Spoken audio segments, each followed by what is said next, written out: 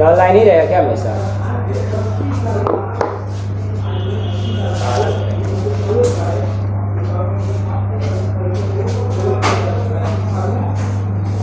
पानी थोड़ा सा लेते हो, पानी में लगा दो बोतल में।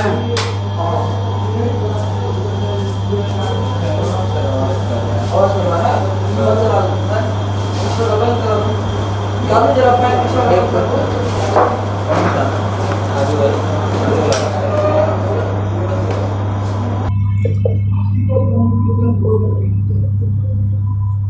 दिख रहा है ना इतना? चलो ठीक है। लीड का है, लीड में क्या करने वाले हैं हम लोग? इलेक्ट्रॉनिक्स से करने वाले हैं। मैं इलेक्ट्रॉनिक्स पढ़ने वाला हूँ, ठीक है। मैंने उस दिन कुछ सिलेबस पहले भी बताया था, लेकिन आज फिर मैं दिखा देता हूँ, तो फिर से बना देता हूँ, सिलेबस बता देता हूँ। सिलेबस में ज़्यादा नहीं, आज डिटेल में उतना नहीं देखेंगे सिलेबस, आजकल देख के फिर पढ़ना चालू कर देंगे तुरंत, ठीक है। तो लीड में हम क्या पढ़ने वाले हैं? इलेक्ट्रॉनिक्स के बारे में पढ़ने वाले हैं। और सबको मालूम है कि इलेक्ट्रॉनिक्स के लीड में 4 या 5 क्वेश्चन देखने को मिल जाता है। और जानते हो कि एक नंबर कितना इंपॉर्टेंट होता है, एक नंबर से कितना ज़्यादा, जानते हैं सब ना कि मेरिट कितना ज़्यादा ऊपर नीचे हो जाता है एक नंबर की वजह से। तो एक नंबर भी हमारे लिए क्या इंपॉर्टेंट है। तो 4 या 5 नंबर लमसम यहाँ से किसी में बहुत ज़्यादा हो जाता है, कभी कभी इलेक्ट्रॉनिक्स के क्वेश्चन ज़्यादा हो जाते हैं, ठीक है। तो इलेक्ट्रॉनिक्स में क्या क्या पढ़ना है लीड के लिए कि हमारा क्वेश्चन अच्छे से बन जाए। पहले तो हम वो टॉपिक कवर करेंगे कि जो 80% 90% चांस रहता है कि जिससे क्वेश्चन आता है हमेशा, जिसके ज़्यादा चांसेस है वो पढ़ेंगे। और बाकी कभी कभी क्या होता है, कुछ ऐसे पार्ट्स होते हैं कि जैसे यहाँ तो नहीं पूछा जाता है, जैसे ट्रिपल एम में इतना नहीं देखे हैं ज़्यादा हार्ड पूछते हुए या AKTU में पूछते हुए, लेकिन बाहर ही कुछ यूनिवर्सिटी ऐसी हैं कि जहाँ पर इलेक्ट्रॉनिक्स के क्वेश्चन थोड़ा सा क्या रहता है, अलग टाइप के क्वेश्चन बनते हैं, उनको भी हम क्या करेंगे, डिस्कस करेंगे।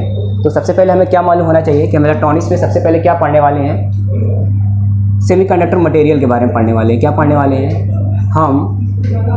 सेमीकंडक्टर मटेरियल्स के बारे में पढ़ेंगे, ठीक है। ये आता किस में है? ये आता है तुम्हारा, बोल सकते हैं इसको बेसिक इलेक्ट्रॉनिक्स बोल सकते हैं। दिख रहा है क्या? इसको हम लोग क्या बोल सकते हैं? बेसिक इलेक्ट्रॉनिक्स बोल सकते हैं। जो हम लोग पढ़ेंगे ये सारा चीज़ें, ये क्या है, किसके अंतर्गत आएगा? बेसिक इलेक्ट्रॉनिक के अंदर। क्या क्या देखेंगे हम लोग? सेमीकंडक्टर मटेरियल देखेंगे। उसके बाद हमारा इंपॉर्टेंट आता है डायोड आता है। क्या आता है? डायोड। क्या पढ़ेंगे? डायोड। और डायोड मालूम है कितना इंपॉर्टेंट है डायोड आएगा। उसके बाद हम क्या पढ़ेंगे? ट्रांजिस्टर्स पढ़ेंगे। क्या पढ़ेंगे? ट्रांजिस्टर पढ़ेंगे। NPN BJT क्या होता है, थोड़ा बहुत मॉसफेट के बारे में भी देखेंगे, जितना लीड में आ सकता है। तो कई टाइप के हमारे पास ट्रांजिस्टर्स भी होते हैं, जैसे BJT टाइप का होता है, bipolar junction transistor, MOSFET, metal oxide, semiconductor metal oxide बोलेंगे वो हमारे पास होता है। और हमारे पास JFET होता है। यानी कौन कौन से होते हैं? BJT होता है हमारे पास, दूसरा क्या होता है? मॉसफेट होता है। और इसके बारे में सब लोग पहले जो 12th किया होगा वो तो पढ़े ही होंगे। कौन कौन सा हमें मालूम है? सब लोग NPN PNP जानते हैं ना, NPN PNP ट्रांजिस्टर, फिजिक्स में भी देखे होंगे इसको। तो ये हम पढ़ेंगे। मॉसफेट अलग टाइप का होता है, नया ट्रांजिस्टर होगा सबके लिए। मॉसफेट के बारे में थोड़ा सा देखेंगे। और एक होता है जिससे नाम मात्र का क्वेश्चन बनता है, इससे कभी क्वेश्चन नहीं बनता है, लेकिन फिर भी हम थोड़ा सा बेसिक चीज़ देख लेंगे, स्ट्रक्चर कैसा होता है और इसका काम कौन सा है, ठीक है, ये हम बस देख लेंगे। तो ये हमारा ट्रांजिस्टर्स हो गया। ट्रांजिस्टर्स के बाद हम और कौन सी डिवाइस देख लेंगे? SCR एक आता है जिसको हम लोग थायरिस्टर के नाम से भी जानते हैं। क्या नाम जानते हैं? थायरिस्टर के नाम से भी जानते हैं। तो ये चीज़ हम लोग देख लेंगे। और भी बहुत इंपॉर्टेंट थोड़ा सा है, क्या है, कभी कभी पूछ लेता है डायोड क्या होता है। ये सारी स्विचेज़ हैं, देखा जाए तो इन सबका जो मेनली इंपॉर्टेंट यूज है वो स्विच के रूप में है, ठीक है। और इन स्विचेस को हम लोग कंट्रोल स्विच ही बोलते हैं। क्या बोलते हैं? Control switch. जो डायोड के द्वारा स्विच बनाए जाते हैं वो कंट्रोल वाले स्विच नहीं होते हैं, लेकिन जो इधर ये इनसे ज़्यादा जो बनाए जाते हैं वो क्या होते हैं? कंट्रोलिंग स्विच होते हैं, ठीक है। तो ये चीज़ हम देखेंगे, पढ़ेंगे। उसके बाद से हमारे पास क्या आएगा? उसके बाद हम देखेंगे डिजिटल इलेक्ट्रॉनिक्स के बारे में देखेंगे। ये हमारे पास पहले रहेगा, ठीक है। उसके बाद से हमारा आ जाता है जो कि सब लोग देखे ही होंगे, पेपर अगर पहले का उठाए होंगे। तो दूसरा पार्ट मेरा क्या रहेगा? डिजिटल इलेक्ट्रॉनिक्स रहेगा। क्या रहेगा? Digital electronics. तो सब लोग देखे होंगे। यहाँ पे पहला नंबर हम क्या पढ़ने वाले हैं? Number system. क्या पढ़ने वाले हैं? Number system. नंबर सिस्टम क्या होता है कि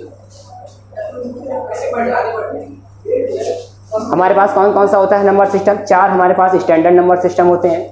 बाकी वैसे तो हम नंबर सिस्टम कोई भी बना सकते हैं, किसी भी बेस पर बना सकते हैं। 5 नंबर का बना सकते हैं, 7 बेस पे नंबर सिस्टम बना सकते हैं। लेकिन हमारे पास क्या होते हैं? 4 स्टैंडर्ड होते हैं। क्या होते हैं? चार जो हमारे पास हैं वो स्टैंडर्ड नंबर सिस्टम है, जो है कौन कौन से हैं यहाँ पर। पहला तो हमारा होता है क्या, डेसिमल। इसके बारे में तो सब लोग क्या बचपन से जब पढ़ना चालू करते हैं, बचपन में जब गिनती सिखा 1 2 3 4 जब नंबर सिखाना चालू किया जाता है तो हमारा किस पे होता है, डेसिमल नंबर सिस्टम पे ही होता है। मैथ जितना पढ़ के आते हैं हम लोग सारा का सारा किस पे होता है, पूरा इसी डेसिमल नंबर सिस्टम पे होता है। तो ये हमारे पास क्या हो गया, डेसिमल नंबर सिस्टम। दूसरा मेरे पास क्या होगा, बाइनरी नंबर सिस्टम होगा। तीसरा मेरे पास क्या होगा, ऑक्टल होगा, ऑक्टल नंबर सिस्टम हो गया।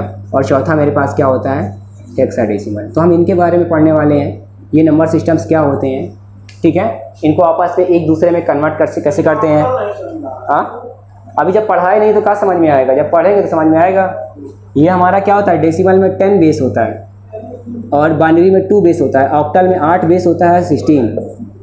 नंबर पढ़ते हो ना, इकाई, दहाई, सैकड़ा, हज़ार, 10,000, लाख, 10 लाख पढ़ते हो, ऐसे पढ़ते हो ना। यहाँ पे 10 की पावर 0, 10 की पावर 1, 10 की पावर 2, 10 की पावर, इसको बोलते इकाई, दहाई, सैकड़ा, वंस, टेंस, 100, ऐसे पढ़ते हो ना, 1000। उसी तरह से जब हम बाइनरी नंबर सिस्टम के बारे में पढ़ते हैं तो उसका बेस जो चालू होता है वो कैसे चालू होता है, 2 की पावर 0, 2 की पावर 1, 2 की पावर 2, 2 की पावर 3, ऐसे रहता है उसका बेस।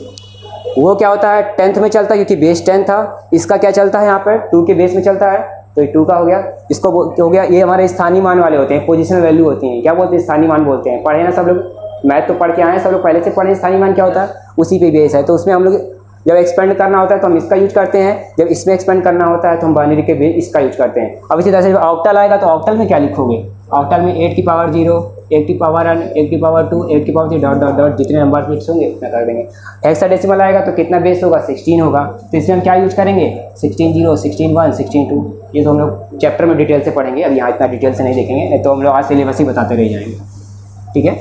तो यहाँ समझ में आ गया, ये 4 चीज़ें पढ़ने वाले हैं। फिर बाद में 2 बाइनरी नंबर को कैसे जोड़ते हैं, 2 बाइनरी नंबर कैसे घटाए जाते हैं, इनका कॉम्प्लीमेंट कैसे निकाला जाता है, ठीक है। रहा तो अगर समय रहा तो मल्टीप्लिकेशन और डिवीजन भी मैं इसका बता दूंगा, पूछता नहीं है लेकिन मैं मल्टीप्लिकेशन डिवीजन भी वहाँ बता दूंगा कैसे किया जाता है बाइनरी नंबर में। तो ये हमारा नंबर सिस्टम हो गया। उसके बाद बहुत इंपॉर्टेंट लॉजिक गेट्स, क्या आता है, लॉजिक गेट्स क्या होता है, हम लोग क्या पढ़ेंगे, लॉजिक गेट पढ़ेंगे। जैसे एंड हो गया, क्या हो गया, और हो गया, नॉट हो गया, नैंड हो गया और नॉर हो गया। 2 और होते हैं, लिख देता हूँ मैं वो भी, एक होता है एक्स और होता है और एक एक्स नॉर होता है। ये 7 तरह के हमारे पास क्या होते हैं, गेट्स होते हैं। और जितनी भी डिजिटल डिवाइसेस हैं, जितनी भी मेमोरी वाली डिवाइसेस हैं, जो भी डिवाइसेस हैं, उनका ये जो है हमारा बेसिक बिल्डिंग ब्लॉक है किसी सर्किट का। इन्हीं गेट्स की सहायता से ही कोई सर्किट डिज़ाइन होती है, समझ रहे हो ना सब लोग। मेन इंपॉर्टेंट पार्ट क्या होते हैं डिजिटल सर्किट में, ये होते हैं हमारे पास, इसलिए इनको बेसिक बिल्डिंग ब्लॉक भी बोला जाता है। क्या बोला जाता है, किसी भी लॉजिक सर्किट या डिजिटल सर्किट या स्विचिंग सर्किट का बेसिक बिल्डिंग ब्लॉक क्या होता है, यही गेट्स होते हैं। क्या सब मोबाइल में भी गेट लगे? कोई भी मोबाइल, जहाँ डिजिटल डिवाइस, पूरे मोबाइल को नहीं बोल दोगे, उसमें प्रोसेसर लगा हुआ है, उसमें मेमोरी पड़ी हुई है। तो मेमोरी जो बनी हुई है, अब तुम लोग का इलेक्ट्रॉनिक्स है नहीं तो तुम लोग तो जान गए होगे, मेमोरी में रजिस्टर पढ़ाया था, काउंटर पढ़ाया था वहाँ पे, तो रजिस्टर के बारे में बताया था। जो मेमोरी होती है वो इन्हीं डिजिटल पेज है। एक बिट जो स्टोर होता है तो एक फ्लिप फ्लॉप लगता है। जब कई सारी बिट का ग्रुप यूज करना स्टोर करना होता है तो रजिस्टर बोलते हैं उसको, और उन्हीं रजिस्टर का जो कॉम्बिनेशन बना देते हैं तो मेमोरी बन जाती है, ठीक है। वो तो बहुत डिटेल चला जाएगा, उतना डिटेल नहीं पढ़ना है। फिर भी थोड़ा फ्लिप फ्लॉप के बारे में है, शायद कभी कभी किसी यूनिवर्सिटी में पूछ लिया है फ्लिप फ्लॉप के बारे में, और थोड़ा थोड़ा रजिस्टर के बारे में पूछ लिया है, तो मैं बस उसको बेसिक पढ़ाऊँगा बाद में। तो पहले ये सीखना जरूरी है। तो ये समझ में आ गया लॉजिक गेट्स क्या होते हैं, ये कैसे क्या होते हैं नंबर सिस्टम। तो इसमें देखा जाए तो यही 2 मेन चैप्टर हैं जिससे क्वेश्चन आप पूछे जाते हैं। लेकिन कभी कभी देखा गया है कि लॉजिक, ये तो गेट हैं, लॉजिक सर्किट पे भी कभी कभी पूछ लिया है कि एडर क्या होता है, सबट्रैक्टर क्या होता है, डिकोडर इनकोडर के क्वेश्चन तो लोग देखने को मिल जाएगा। कभी भी कोई बुक उठाओगे तो कभी कभी लीट में इनकोडर डिकोडर पूछ लिया गया है, मल्टीप्लेक्सर पूछ लिया गया है, डीमल्टीप्लेक्सर पूछ लिया गया है। यहाँ तो इतना नहीं पूछता है इसके बारे में, लेकिन और अगर एग्जाम दे रहे हो, अच्छी यूनिवर्सिटी का एग्जाम दे रहे हो लीट का जाके, तो वहाँ पर ये क्वेश्चन पूछे जा सकते हैं, ठीक है। तो इसके बारे में भी हम थोड़ा बहुत जो सर्किट्स होंगी उनके बारे में थोड़ा जानेंगे अच्छे से, ठीक है। तो ये तो हमारा किसका हो गया, डिजिटल इलेक्ट्रॉनिक्स का हो गया, यही मेन इंपॉर्टेंट है। इसके अलावा भी जो कुछ भी होगा थोड़ा बहुत मैं बताऊंगा उसके बारे में भी, जो तुम्हारे एग्जाम में कोई भी क्वेश्चन छूटे ना। अगर मैं बताऊं पूरा पढ़ाऊंगा इलेक्ट्रॉनिक्स मैं तो यही कोशिश करूँगा कि एक भी क्वेश्चन तुम्हारा इधर उधर ना हो, वहाँ पे हर चीज़ बताने की कोशिश करूँगा, ठीक है। तुम लोग बात तुम्हारा भी काम है, और मैं क्वेश्चन भी मैंने बोला था तुम लोगों को प्रोवाइड कराते रहूँगा। उस दिन मैं प्रोवाइड नहीं करा पाया कि मैंने अभी थोड़ा ज़्यादा इतना पढ़ाया नहीं था। कंडक्टिविटी का मैंने बोला था क्वेश्चन डालने के लिए, लेकिन मैं डाल नहीं पाया। सब लोग ज्वाइन कर लिए थे मेरा टेलीग्राम चैनल, सब लोग ज्वाइन कर लेंगे, ठीक है। सब लोग टेलीग्राम चैनल मेरा ज्वाइन कर लेंगे। मैं क्वेश्चन डालूंगा, आज पढ़ाऊंगा, उसी को थोड़ा आगे कंटिन्यू करेंगे। ये समझ में आ गया क्या क्या रहेगा हमारे पास, ठीक है। उसके बाद हम क्या पढ़ने वाले हैं, ये जो तुम्हारे दो पार्ट थे, इलेक्ट्रॉनिक्स वाला पार्ट जो पहले जो मैंने जितना बताया ट्रांजिस्टर, या तो वहाँ से और यहाँ से सारे के सारे क्वेश्चन यहीं से बनते हैं। लेकिन फिर भी देखा जाए, अगर इधर से उधर से थोड़ा सा देखा जाए तो हम क्या पढ़ लेंगे, इधर से थोड़ा अलग टाइप देखा जाए तो हम कम्युनिकेशन के बारे में थोड़ा पढ़ लेंगे। क्या पढ़ लेंगे, थोड़ा सा हम किसके बारे में जान लेंगे, कम्युनिकेशन के बारे में जान लेंगे। किसके बारे में जान लेंगे, कम्युनिकेशन इंजीनियरिंग। कितने लोग जानते हैं कम्युनिकेशन इंजीनियरिंग के बारे में? फिजिक्स का ट्वेल्थ फिजिक्स सब लोग कितने लोग पढ़ के आए हैं यहाँ पे? कम्युनिकेशन सिस्टम पढ़े होंगे ना, संचार व्यवस्था पढ़ते हैं ना सब लोग। एक सिग्नल को हम ये एक जगह से दूसरी जगह तक भेजने के लिए क्या करते हैं, उसी प्रोसेस को कम्युनिकेशन कहा जाता है। जब कोई दो व्यक्ति आपस में एक दूसरे से क्या कर रहे होते हैं, एक दूसरे से क्या कर रहे होते हैं, बातचीत कर रहे हैं, या अपना मैसेज तुम्हारे पास एक दूसरे के पास मैसेज का क्या कर रहे हैं, ट्रांसफ़र कर रहे हैं, आदान प्रदान कर रहे हैं, उसे कोई कम्युनिकेशन कहा जाता है। हम दोनों लोग बैठ के, मैं तुमको पढ़ा रहा हूँ, अभी भी क्या हो रहा है, कम्युनिकेशन हो रहा है। कम्युनिकेशन ऐसा नहीं है केवल कि मोबाइल से बात कर रहे हैं या कहीं दूर मैसेज भेज रहे हैं तभी कम्युनिकेशन होता है, उसी को कम्युनिकेशन कहा जाएगा। हम लोग आपस में एक दूसरे को अपने मैसेज एक दूसरे को ट्रांसफ़र कर रहे हैं, तो इनको भी हम लोग क्या बोलेंगे, कम्युनिकेशन ही कहा जाता है। क्या कहा जाएगा, कम्युनिकेशन। जैसे पास का कम्युनिकेशन करना होता है तो हमें किसी चीज़ की ज़रूरत ही नहीं पड़ती है। आपस में बैठे हैं, बोल दिए, तुम्हारे पास पहुंच गया, तो कोई चीज़ का ज़रूरत ही नहीं, किसी सिस्टम का ज़रूरत ही नहीं पड़ेगा हमारे पास। लेकिन यही दूरी जब बढ़ती जाएगी, यही दूरी, मैं तुम यहाँ बैठे हुए, मैं बोला तुम्हारे पास आवाज़ पहुँच गई, यही दूरी लगातार बढ़ती चली जाए, बढ़ती चली जाए। अब तुम यहाँ से नीचे जाके, यहाँ से मतलब असुरन चौक चले जाओ, असुरन चौक पे चले जाओ, मैं यहाँ से पढ़ा रहा हूँ, असुरन चौक चले जाओ। अब यहाँ से मैं बोलूँगा, क्या तुम्हें आवाज़ सुनाई देगी? नहीं सुनाई देगी। थोड़ा सा और दूर ही जाओगे यहाँ से, अभी 30-40 कदम दूर चला जाओ, मैं यहाँ बोल के पढ़ाऊँ कि तुम वहाँ पढ़ लोगे 30-40 कदम दूर से, नहीं पढ़ पाओगे, ठीक है।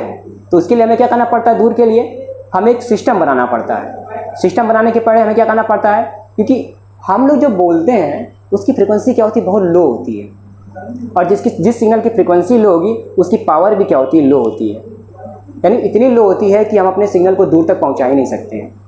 अगर हम अपने सिग्नल को दूर तक पहुंचाना है तो हमें क्या करना पड़ेगा, कुछ ना कुछ ऐसा प्रोसेस करना पड़ेगा, यानी कि हमें उस सिग्नल की पावर को बढ़ाना पड़ेगा कि इतनी पावर बढ़ जाए कि यहाँ से भेज दें और दूसरे देश पहुँच जाए। मैं यही बोल रहा हूँ बैठ के, और मैं कहाँ सुन रहा हूँ, अमेरिका में सुन रहा हूँ, ऑस्ट्रेलिया में सुन रहा हूँ, बाहर कहीं बैठ के सुन रहा हूँ उस बात को। इतनी पावर बढ़ा दी जाए। पावर बढ़ाने के लिए तुम्हें क्या करना पड़ेगा, तुम्हें अपने सिग्नल की फ्रिक्वेंसी बढ़ानी पड़ेगी। क्या बढ़ानी पड़ेगी, अपने सिग्नल की फ्रिक्वेंसी बढ़ानी पड़ेगी। और यही जो हमारा प्रोसेस होता है, अपने लो फ्रिक्वेंसी, मैंने बोला ये लो फ्रिक्वेंसी के सिग्नल को हाई फ्रिक्वेंसी में कन्वर्ट करने के प्रोसेस को ही हम लोग मॉड्यूलेशन कहते हैं। क्या कहते हैं, मॉड्यूलेशन कहते हैं। तो बहुत आगे बताएंगे तो बहुत डीप चला जाएगा। तो मॉड्यूलेशन क्या होता है उसके बारे में थोड़ा बहुत जानेंगे लास्ट में, कि कम्युनिकेशन क्या होता है। और भी कुछ मिलता रहेगा तो बताते रहेंगे। मेनली सिलेबस तुम्हारा इतना ही है, इतना ही हम पढ़ेंगे इलेक्ट्रॉनिक्स के बारे में, ठीक है। इतना बोल तो दिया गया, इतना है, लेकिन ये बहुत कुछ है इतना, ठीक है। तो हम देखते हैं आगे, कुछ न्यूमेरिकल ज़्यादा नहीं, न्यूमेरिकल तो बहुत कम देखा गया इलेक्ट्रॉनिक्स में। आता है कभी कभी, छोटा मोटा आ जाएगा, वो तो हम बताते ही रहेंगे, क्या छोटा मोटा पूछ सकता है, हाई नहीं आएगा तुम्हारे पास। इलेक्ट्रिकल में जैसे पूछ सकता है, पैरेलल रजिस्टर का पूछ सकता है, पैरेलल कैपेसिटर का पूछ सकता है कि पैरेलल रजिस्टर कनेक्टेड है तो बताओ इनका इक्विवेलेंट रजिस्टर कितना होगा।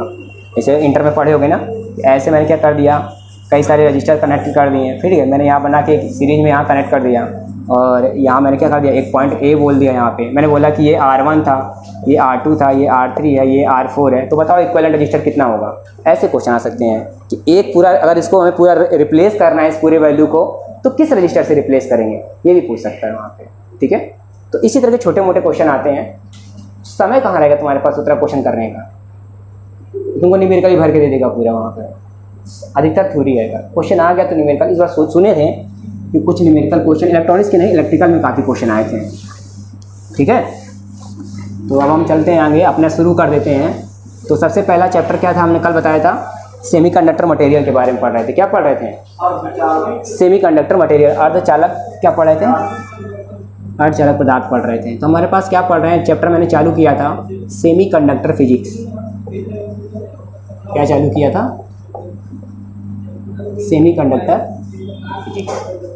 ठीक है, सेमीकंडक्टर फिजिक्स में क्या है, हम लोग इलेक्ट्रॉनिक्स पढ़ने जा रहे हैं। मैंने कुछ बताया था कि इलेक्ट्रिकल इलेक्ट्रॉनिक्स में क्या डिफरेंस होता है, उसने बताया था ना मैंने। इलेक्ट्रॉनिक्स क्या है, इलेक्ट्रिकल क्या है। इलेक्ट्रिकल का मतलब देखो दो है, दोनों ही क्या है, करंट पे चलने वाले हैं। लेकिन हम लोग जब बात करते हैं, आमतौर पर देखते हैं, बात करते हैं तो बोलते हैं कि जब हम लो करंट या लो वोल्टेज या लो पावर की बात करते हैं तो हमारे इलेक्ट्रॉनिक्स डिवाइसेस में आ जाता है। जब हाई वोल्टेज हाई पावर की बात करते हैं तो हमारा किस में आ जाता है, इलेक्ट्रिकल डिवाइसेस में आ जाता है। अगर मेन डिफरेंस देखा जाए तो हम बोल सकते हैं, एक इंपॉर्टेंट टर्म आता है इलेक्ट्रिकल में, हम लोग क्या बोलते हैं, इलेक्ट्रिकल की जब बात करते हैं, थोड़ा जल्दी देखेंगे क्योंकि फिर वही मैं दोहरा रहा हूँ, पहले लोग पढ़ चुके हैं ये वाला, थोड़ा वो लोग फिर से एक बार समझ लेंगे, थोड़ा सा मैनेज करेंगे। ठीक है, तो इलेक्ट्रिकल और इलेक्ट्रॉनिक्स दो चीज़ें मेरे पास थी यहाँ पे। इलेक्ट्रिकल में क्या बोला जाता है, देखो वोल्टेज या करंट की बात होगी, जब भी करंट की बात होगी तो हमें क्या मालूम है, इलेक्ट्रिकल वाले में हम क्या करेंगे, करंट कब फ्लो होती है, जब इलेक्ट्रॉन क्या होते हैं, फ्लो होते हैं। जब इलेक्ट्रॉन्स क्या होते हैं, इलेक्ट्रॉन्स, कौन से इलेक्ट्रॉन, मैंने बताया था, जल्दी बोलो कौन से इलेक्ट्रॉन्स, मुक्त इलेक्ट्रॉन्स, या उनको हम क्या बोलते हैं, फ्री इलेक्ट्रॉन्स बोलते हैं। इन्हीं फ्री इलेक्ट्रॉन है, अगर वैलेंस इलेक्ट्रॉन है, यदि वो क्या है, न्यूक्लियस से वो इलेक्ट्रॉन बंधा हुआ है और चक्कर लगा रहा है तो कभी करंट फ्लो नहीं कराएगा। अगर करंट फ्लो कराना है तो उन इलेक्ट्रॉनों को फ्री करना पड़ेगा। क्या करना पड़ेगा, फ्री। तो फ्री इलेक्ट्रॉनों के जो फ्लो होता है, फ्री इलेक्ट्रॉनों के फ्लो के कारण क्या होती है, हमारे क्या होती है, करंट क्या होती है, फ्लो होती है, करंट हमारे पास आती है, इलेक्ट्रिक करंट आती है। कब आएगी, जब फ्री इलेक्ट्रॉन का फ्लो होगा। अब फ्लो का मतलब ये मत कह देना ये पड़ा हुआ तो इधर मूव कर रहा है, इधर मूव कर रहा है, इधर मूव कर रहा है, इधर मूव कर रहा है तो आ जाएगा, तो करंट फ्लो होने लगेगी। करंट कब फ्लो होगी, केवल करंट जब केवल ये सारे इलेक्ट्रॉन जब एक दिशा में ऐसे चलेंगे, क्या चलेंगे, सारे इलेक्ट्रॉन जब क्या चलेंगे, केवल एक दिशा में चलेंगे, तभी तुम्हारी करंट फ्लो होगी, वरना करंट नहीं फ्लो होगी। तो इलेक्ट्रिकल डिवाइस में क्या बोलते हैं, इलेक्ट्रिकल इंजीनियरिंग की एक ऐसी शाखा है, अगर इलेक्ट्रिकल इंजीनियरिंग की बात की जाए तो इलेक्ट्रिकल इंजीनियरिंग की एक ऐसी शाखा है जिसके अंतर्गत हम उन सर्किट या डिवाइसेस का अध्ययन करते हैं। क्या बोलेंगे, उन सर्किट या डिवाइसेस का अध्ययन करते हैं जो कि हमारे फ्लो ऑफ इलेक्ट्रॉन पे क्या होती है, फ्लो ऑफ इलेक्ट्रॉन्स के क्या होती है, ऑपरेट होती है, की सहायता से ऑपरेट, ये तो बोल सकते हैं जो कि करंट की सहायता से क्या होते हैं, ऑपरेट, इलेक्ट्रिक करंट की सहायता से क्या होते हैं, ऑपरेट होते हैं। ठीक है, फ्लो ऑफ इलेक्ट्रॉन्स के क्या होते हैं, ऑपरेट होते हैं। लेकिन जब हम इलेक्ट्रॉनिक्स की बात करते हैं कुछ अंतर नहीं है, बस एक शब्द का अंतर है, बस एक शब्द का अंतर क्या है, बस यहाँ पे कंट्रोलिंग का शब्द आ जाता है। क्या जाता है, कंट्रोलिंग ऑफ फ्लो ऑफ, क्या बोलोगे, फ्लो ऑफ फ्री इलेक्ट्रॉन्स, क्या बोल देते हैं, फ्री इलेक्ट्रॉन्स। ठीक है, यहाँ पे क्या था, केवल फ्लो ऑफ फ्री इलेक्ट्रॉन्स था, यहाँ पे क्या कहते हैं, वही फ्लो ऑफ इलेक्ट्रॉन को हम लोग कंट्रोल करेंगे पहले, तब हम यूज करेंगे इलेक्ट्रॉनिक डिवाइसेस में। यानी कि इंजीनियरिंग की वह शाखा जिसके अंतर्गत हम उन सर्किट्स या डिवाइसेस का अध्ययन करते हैं जो कि पहले करंट को कंट्रोल करा के उसके बाद उसके द्वारा ऑपरेट किया जाता है।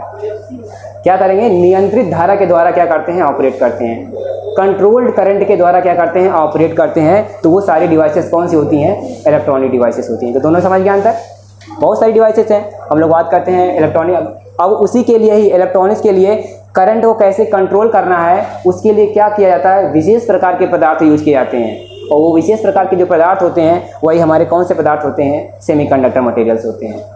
इन्हीं सेमीकंडक्टर मटेरियल्स का यूज करके हम फ्लो होने वाली करंट को कंट्रोल करते हैं और फिर उसका हम इलेक्ट्रॉनिक डिवाइसेस में यूज या सर्किट्स में यूज करते हैं। समझ में आ गया ना यहाँ पे। तो मेन इंपॉर्टेंट टर्म क्या है, कंट्रोलिंग। यहाँ कंट्रोलिंग की बात होगी, यहाँ कोई कंट्रोलिंग की बात नहीं होगी। पंखा चल रहा है, पंखा कैसी डिवाइस है, इलेक्ट्रिकल डिवाइस है। क्या इसमें कोई दिख रहा है कंट्रोल करने के लिए, कुछ दिख रहा है क्या, नहीं। सीधे डायरेक्ट 220 वोल्ट का आया, पंखे में दे दिया गया, पंखा में दिया गया। कोई ऐसा ट्रांजिस्टर कोई दिख रहा है क्या, ट्रांजिस्टर लगा हुआ, नहीं। कोई ऐसी डिवाइस दिख रही है कि माइक्रो प्रोसेसर की चिप लगी कंट्रोल करने के लिए, नहीं। ऐसा कोई डिवाइस वहाँ पे ऐसा नहीं है। बल्ब में देखते हैं, 100 वाट का बल्ब जलाते हैं तो वो भी क्या है, किस पे चलता है, इलेक्ट्रिकल पे। लेकिन जब एलईडी की बात आ जाती है तो एलईडी किस पे चलता है, इलेक्ट्रॉनिक्स की डिवाइस है। अब वो सर है तो दोनों वैसे ही रोशनी दे रहा है, कैसे आप बोल रहे हैं।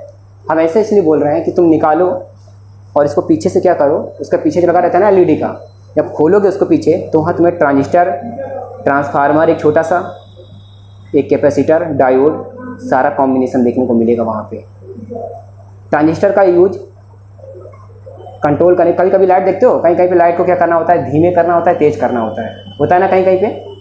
करंट क्या होती है, कभी हम धीमे कर देते हैं, कहीं तेज़ कर देते हैं, ऐसे भी तो आते हैं एलईडी वाले बल्ब आते हैं, तो वहाँ पे ट्रांजिस्टर का भी यूज होता है। उस ट्रांजिस्टर की सहायता से हम करंट को कंट्रोल कर सकते हैं। तो ऐसे कई तरह के हैं, तो उतना डीपली नहीं जाना है। तो समझ में आ गया दोनों में क्या अंतर होता है। तो अब हम सेमीकंडक्टर डिवाइस देखते हैं। मैंने क्या पढ़ाया था उस दिन, पहला टॉपिक मैंने उठाया था कि हमारे पास 3 तरह के, अगर इलेक्ट्रिक वैद्युत पदार्थ के आधार पर देखा जाए, वैद्युत पदार्थ हमारे टोटल कितने भागों में क्लासीफाइड करके रखे गए हैं। वैसे तो अब 4 हो गए हैं, लेकिन अभी भी हम लोग बुक्स में पढ़ते हैं तो 3 ही पढ़ते हैं। कौन कौन से पढ़ते हैं, कोई बताएगा? कंडक्टर, सेमीकंडक्टर, इंसुलेटर, क्या पढ़ते हैं? Conductor, semiconductor, insulator. अब एक चौथा आ गया है सुपर कंडक्टर बोलते हैं इसको। क्या बोलते हैं? सुपर कंडक्टर बोलते हैं। ठीक है, तो वो अलग है। हम लोग जो 3 है जिससे पूछा जाता है वही पढ़ेंगे। पहला हमारे पास क्या होता है?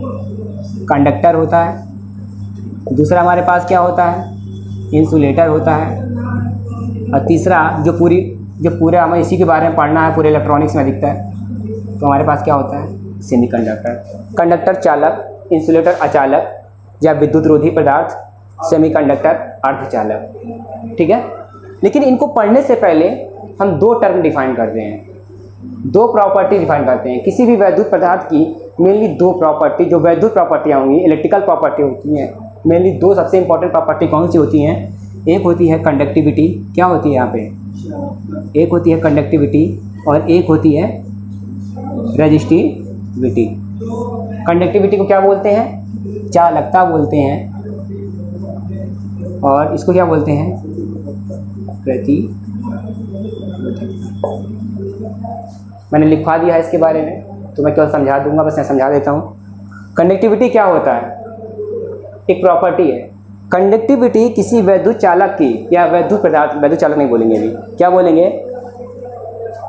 कंडक्टिविटी किसी भी वैद्युत पदार्थ की या किसी भी पदार्थ की एक ऐसी प्रॉपर्टी है, एक ऐसी विशेषता, एक ऐसा गुण होता है जो यह प्रदर्शित करता है कि वह अपने पास से कितनी अधिक से अधिक धारा को आसानी से फ्लो होने दे सकता है। क्या याद रखेंगे? कंडक्टिविटी किसी पदार्थ का, वैद्युत पदार्थ का वह गुण होता है जो यह प्रदर्शित करता है कि वह अपने पास से स्वयं से कितनी विद्युत धारा को आसानी से फ्लो करा सकता है। ठीक है, कंडक्टिविटी समझ में आ गया? इसे देख लिया यहाँ पे एग्जाम्पल। मैंने एक एग्जाम्पल ले लिया यहाँ पे, कुछ भी ले लिया, मैंने ले लिया कॉपर ले लिया। क्या ले लिया? कॉपर ले लिया। मैंने प्लास्टिक ले लिया। क्या ले लिया? प्लास्टिक ले लिया। और यहीं मैंने ले लिया सिलिकॉन ले लिया। क्या ले लिया? सिलिकॉन ले लिया। तीनों में कौन सी प्रॉपर्टी है? कंडक्टिविटी की प्रॉपर्टी है। किसी में प्रॉपर्टी ज़्यादा है, किसी में प्रॉपर्टी कम है। क्या याद रखना है? किसी में प्रॉपर्टी ज़्यादा है, किसी में प्रॉपर्टी कम है। तो यहाँ पर अगर देखा जाए कॉपर की कंडक्टिविटी ज़्यादा होगी कम होगी? सबसे ज़्यादा होगी। इन तीनों की तुलना में सबसे ज़्यादा होगी। यानी कि कॉपर अपने पास से, देखो कॉपर में कोई करंट, बैटरी जो करंट का कोई भी करंट फ्लो करवाओ, या प्लास्टिक में कराओगे या सिलिकॉन में कराओगे, यहाँ पे करंट तुम देखोगे आसानी से अपना फ्लो करा लेगा। इसलिए हम लोग वायर्स किसके बनाते हैं? कॉपर के बनाए जाते हैं, एल्युमिनियम के बनाए जाते हैं। ठीक है, प्लास्टिक्स पे लगाओगे तो कोई करंट फ्लो नहीं होगी, अपने पास से कोई विद्युत धारा फ्लो नहीं कराएगा। लेकिन डिफिनेशन में क्या कह रहे हैं? एक ऐसा गुण जो यह प्रदर्शित करे कि वो अपने पास से कितनी आसानी से विद्युत धारा को प्रवाह करा दे रहा है।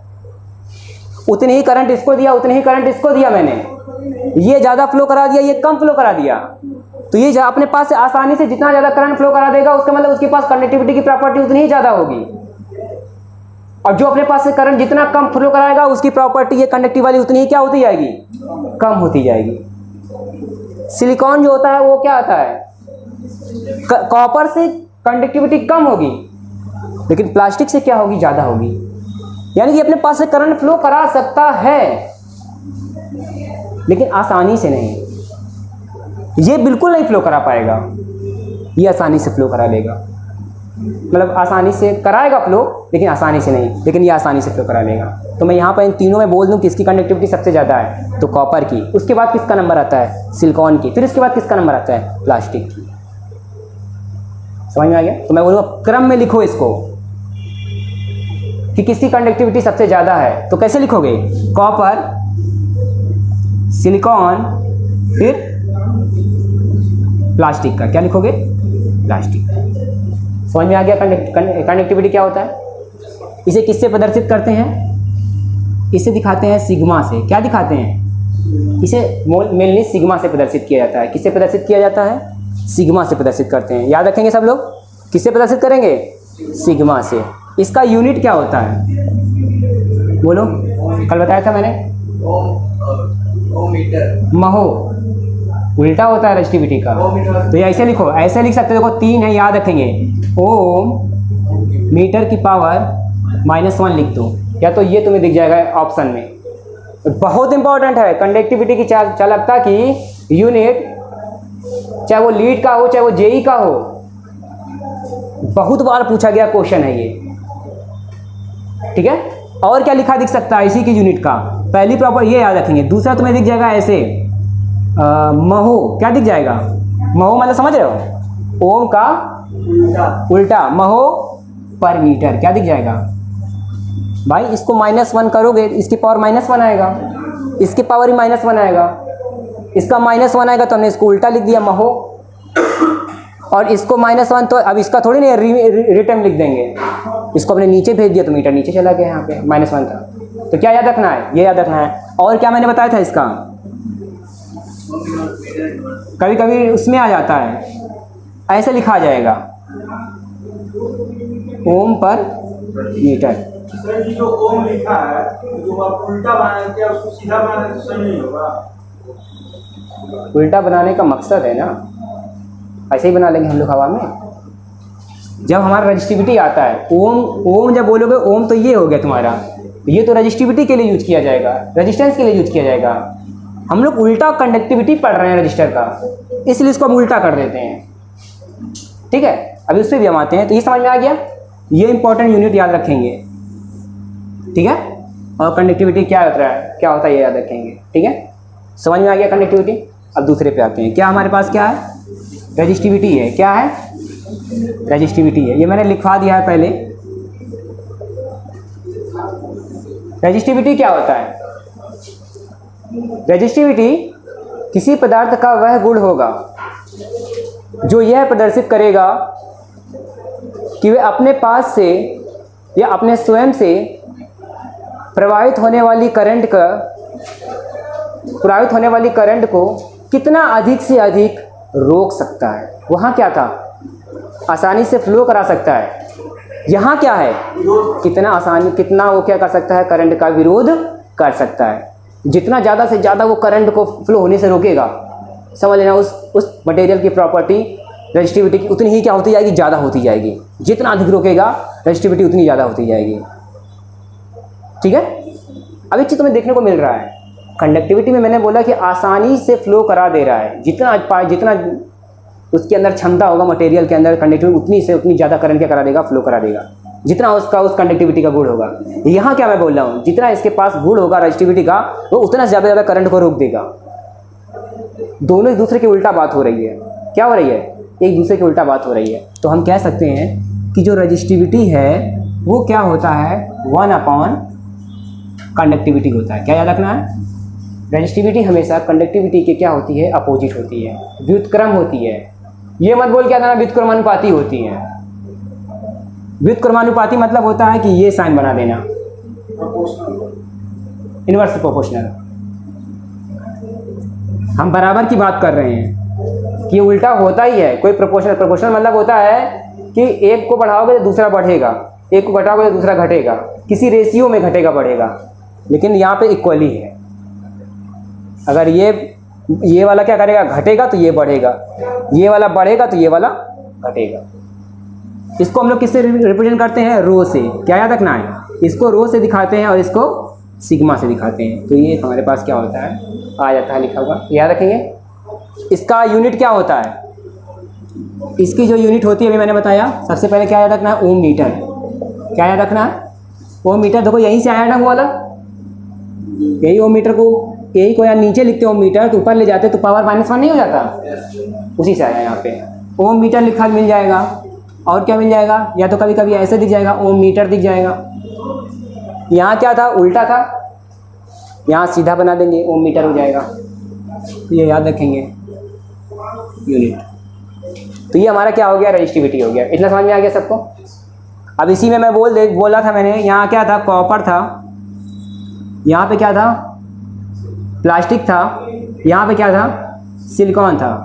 अब मैंने बोला कि बताओ इसमें किसकी रजिस्टिविटी सबसे ज़्यादा होगी, जो हमने ऐसे करके बनाया था कंडक्टिविटी के लिए, ठीक है। अब इसी को उल्टा कर दें हम, अगर हम यही कॉपर, प्लास्टिक और यही सिलिकॉन को उल्टा, सिलिकॉन बीच में आएगा ना, सिलिकॉन यहाँ क्या होगा, प्लास्टिक, यहाँ क्या आ जाएगा उल्टा, कॉपर, सिलिकॉन, और यहाँ क्या आ जाएगा, प्लास्टिक। उल्टा कर दोगे तो रजिस्टिविटी बन जाएगा, ऐसे रखोगे तो कॉपर बन जाएगा। बस याद रखना है, जिसकी तरह मुंह खुलता है वही बड़ा होता है ना, उसी वही तो ज़्यादा होता है। समझ में आ गया।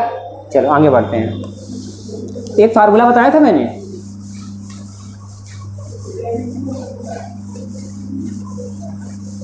क्वेश्चन भी दिया था करने के लिए, 2 क्वेश्चन था ना, किए हो। ये पानी कहाँ से लाया, ये पानी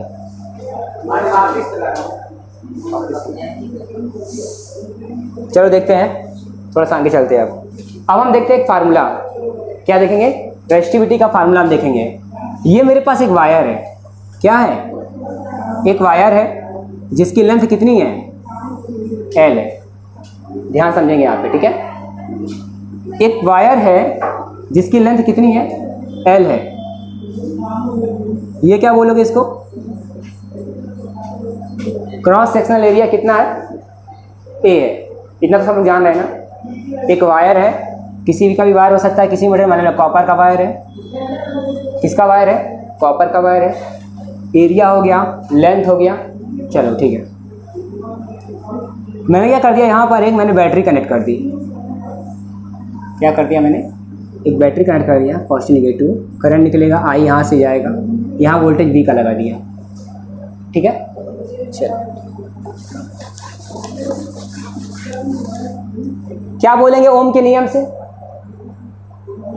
ओम के नियम से, या पहले बात तो हमारे फार्मूला तो यही हो गया, R बराबर V अपॉन I, ये तो होता है, R बराबर VI, वोल्टेज अपॉन करंट, ठीक है। ये तब तक है जब तक ये ओम के नियम का पालन कर रहा है। समझ में आ रहा है ना, यहाँ पे जब तक ये ओम के नियम का पालन करेगा तब तक तो ये सही है। अगर डिवाइस लीनियर है तो भी ये फॉलो कर जाएगा, लेकिन नॉन लीनियर डिवाइस होने पे ये फॉलो ओम के नियम को नहीं करेगा, ठीक है। आगे देखते हैं। अभी जो R है रेजिस्टेंस, ये जो होता है इस वायर की लेंथ के अनुक्रमानुपाती होता है। मतलब तार जितना लंबा लेते जाओगे उसका रेजिस्टेंस उतना ही बढ़ता जाएगा। क्या रखना, तार जितना लंबा लेते जाओगे रेजिस्टेंस की वैल्यू उतनी ही क्या होती जाएगी, बढ़ती जाएगी। समझ में आ रहा है। कहीं 2 जगह करंट फ्लो हो रहा है 2 वायर के बीच में, और तुम उसके बीच में क्या लगा दो, जितना ज़्यादा रजिस्टेंस लगाते हैं ना हम लोग, जितना बड़ा से बड़ा लंबा सा लगाते जाओगे वहाँ पे उतना ज़्यादा प्रतिरोध होता जाएगा, ठीक है। तो क्या याद रखना है, जो रेजिस्टेंस होता है वो प्रोपोर्शनल टू L होता है।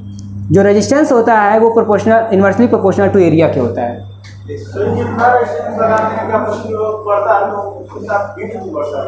हाँ बढ़ेगा। अच्छा तुम बताओ,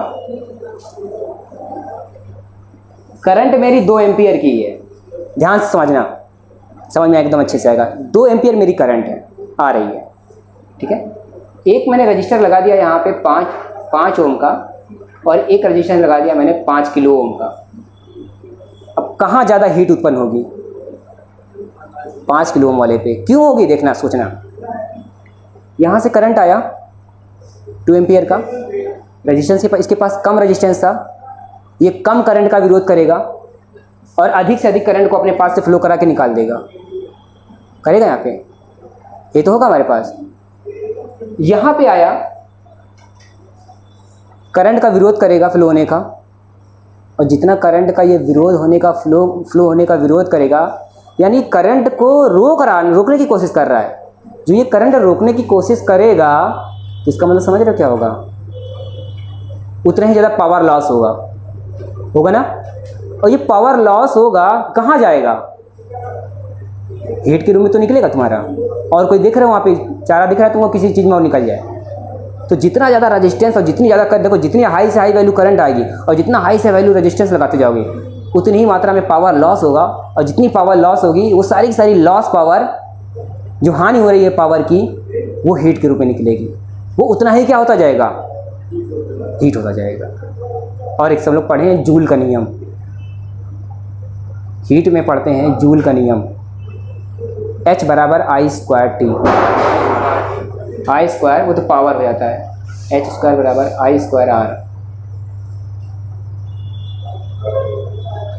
ठीक है, एनर्जी इतनी क्या होती है, जितना ज़्यादा रेजिस्टेंस का वैल्यू बढ़ाते जाओगे, जितनी ज़्यादा करंट आती जाएगी, उतना ही क्या होगा? लॉस होगा। और जितना ज़्यादा लॉस होगा वो हीट के रूप में जनरेट हो जाएगा। समझ में आ गया?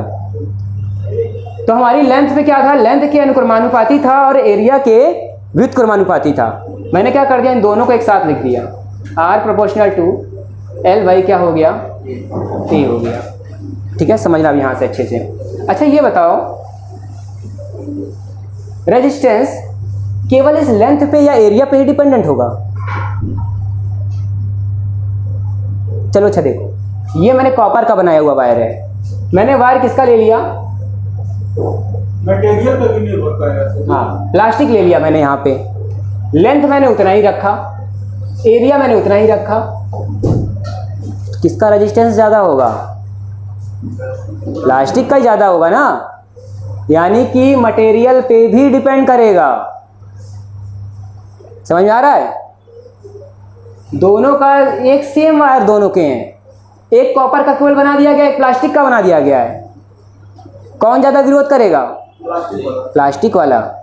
यानी कि मटेरियल केवल लंबाई और चौड़ाई पे ही डिपेंड नहीं करेगा, उसके मटेरियल पे डिपेंड करेगा। तो हम लोग मटेरियल के लिए क्या लगाते हैं? R बराबर रो का यूज कर लेते हैं। किसका यूज करते हैं? R बराबर रो बाई एल। रो क्या है बता के आया हूँ पीछे? रेजिस्टिविटी। रेजिस्टिविटी बताया ना मैंने। रेजिस्टिविटी क्या था? प्रॉपर्टी थी। कौन सी प्रॉपर्टी थी? विरोध करने वाली प्रॉपर्टी थी। अलग अलग मटेरियल लेते जाओगे, इसकी वैल्यू चेंज होती जाएगी। सेम मटेरियल पे काम करोगे तो रेजिस्टिविटी सेम रहेगी। जैसे ये मैंने ले लिया, ये कॉपर का ले लिया, एक बड़ा सा मैंने बना दिया लंबाई, इतना लंबाई ज़्यादा ले ली, क्रॉस सेक्शनल एरिया बढ़ा दिया। तो अब इन दोनों का क्या होगा? अलग होगा। बस ये ध्यान रखना है तुमको। तो यहाँ पे क्या याद रखना है? R क्या है? लंबाई के अनुक्रमानुपाती, एरिया के व्युत्क्रमानुपाती होता है। प्रोपोर्शनल का चिन्ह हटाओगे तो रो आ जाता है। रो को हम लोग क्या बोलते हैं? रेजिस्टिविटी, प्रतिरोधकता बोलते हैं। तो ये हमारा फार्मूला होता है, R बराबर रो एल बाई ए। इसको याद रखेंगे सब लोग। जो रो लिखे हैं, अगर कॉपर का दो वायर लेने से एक तो बहुत पतला है मोटा, तो क्या रो का मान समान रहेगा? रो का मान हमेशा समान रहेगा। बस ये ध्यान रखो, अगर वायर एक ही मटेरियल का है या कोई पदार्थ एक ही मटेरियल का है, चाहे वो इतना बड़ा से बड़ा ले लो, चाहे वो इतना बड़ा ले लो, ये रेजिस्टिविटी कंडक्टिविटी सेम रहेगी। वो तो रेजिस्टेंस घटेगा बढ़ेगा लंबाई और क्रॉस सेक्शन एरिया की वजह से, लेकिन प्रॉपर्टी एक मटेरियल की प्रॉपर्टी एक ही रहेगी। वो रेजिस्टेंस रेजिस्टिविटी अगर मैंने बोल दिया कॉपर की रेजिस्टिविटी कितनी है, तो उसका रो और सिग्मा की वैल्यू फिक्स है। चाहे वो इतना बड़ा लो और चाहे वो कमरे के बराबर ले लो, ये दोनों वैल्यू सेम रहेगी कॉपर की हमेशा। चाहे कॉपर हो, चाहे प्लास्टिक हो, चाहे आयरन हो, हमेशा वैल्यू सेम रहेगी। ये अलग अलग होंगे, कॉपर का अलग होगा, आयरन का अलग होगा, सिल्वर का अलग होगा, सिलिकॉन का अलग होगा, प्लास्टिक का अलग होगा, कांच का अलग होगा। कोई भी मटेरियल अलग अलग होंगे तो उनकी ये दोनों प्रॉपर्टी भी अलग अलग होंगी, लेकिन सेम मटेरियल के लिए प्रॉपर्टी सेम होगी। ये समझ में आ गया अब यहाँ पे? वो हमारे पास तो ये फार्मूला लिख लेंगे सब लोग, अच्छे से पूरा लिखा हुआ है, सब लोग कॉपी लेके नोट कर लेंगे, ठीक है? एक आता है, एक और फार्मूला बचा हुआ है। अभी मैंने क्या पढ़ा था कि रो बराबर क्या होता है? 1/, सिग्मा होता है, पढ़ा था ना मैंने। रो बराबर मैं देखूँ यहाँ पे, अभी मैंने एक फार्मूला पढ़ा, R बराबर रो एल बाई ए पढ़ा। अगर मैं बोलूँ रो बराबर कितना होगा तो क्या पढ़ोगे? R A बाई क्या हो जाएगा? एल हो जाएगा, यहाँ से रो का वैल्यू निकालोगे, ठीक है। यहाँ से आ गया रो बराबर आर ए बाई एल, तो मैं बोलूँ क्या, बताओ सिग्मा कितना होगा, तो ये उल्टा हो जाएगा, तो एल बाई क्या हो जाएगा, आर ए। बस ये याद रखना है, ठीक है। तो ये फार्मूला याद रखना है, इससे मैंने 2-3 न्यूमेरिकल दिए थे, आज मैं कोशिश करूँगा दे ही दूँ कई क्वेश्चन, और हमको टाइम नहीं मिला था। हाँ, क्वेश्चन हम भेजेंगे, सब लोग ज्वाइन कर लो, ठीक है। मेरा टेलीग्राम वाला चैनल ज्वाइन कर लो, उसी पे भेज देंगे, नहीं तो होगा तो लीट वाले क्लास में तुम्हारा आ गया था। हाँ ज्वाइन है तुम्हारा, मनीष ELE डालोगे तो तुरंत आ जाएगा। तो समझ में आया, इतना तो मैंने उस दिन भी पढ़ाया था, समझ में आ गया सबको ये कैसे करना है, ठीक है। एक क्वेश्चन दिया था ना मैंने, चलो उसी को सॉल्व करा देते हैं, ठीक है। एक क्वेश्चन दिया था ना, चलो पढ़ो जरा उसको, जरा क्वेश्चन को, और सब लोग उसको नोट करके उसको सॉल्व करो, मैं बताता हूँ कैसे सॉल्व करना है। यदि किसी चालक तार की लंबाई को 4 गुना एवं व्यास को आधा कर दिया जाए तो चालक तार के प्रतिरोध पर क्या प्रभाव पड़ेगा? समझ में आया? देखो क्या था, पहले बोले लंबाई क्या था, पहले लंबाई मान लेते हैं L1 क्या था, L होता है, फिर लंबाई जो L2 वाला होता है उसको क्या कर दिया जाता है,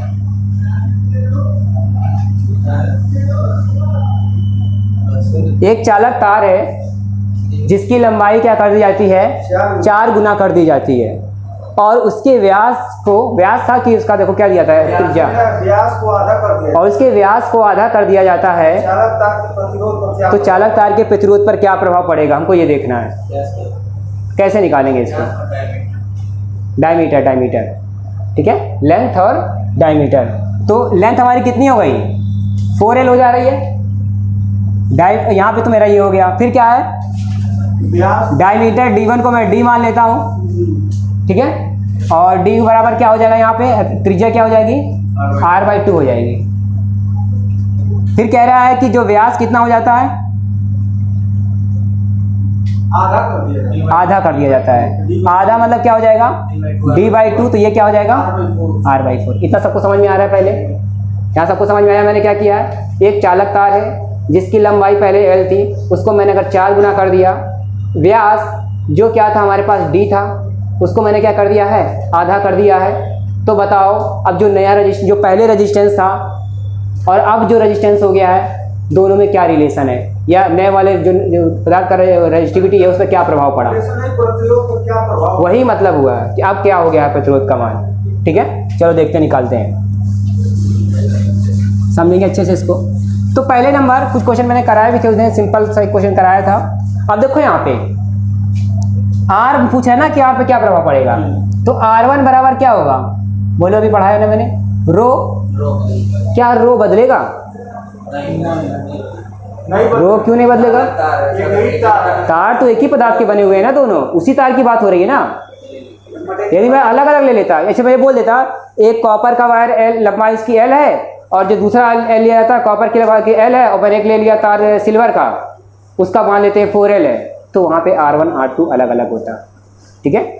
हम उसी तार की बात कर रहे हैं केवल। तो रो का वैल्यू क्या रहेगा, सेम रहेगा, तो R रो L1 बटे A1 होगा।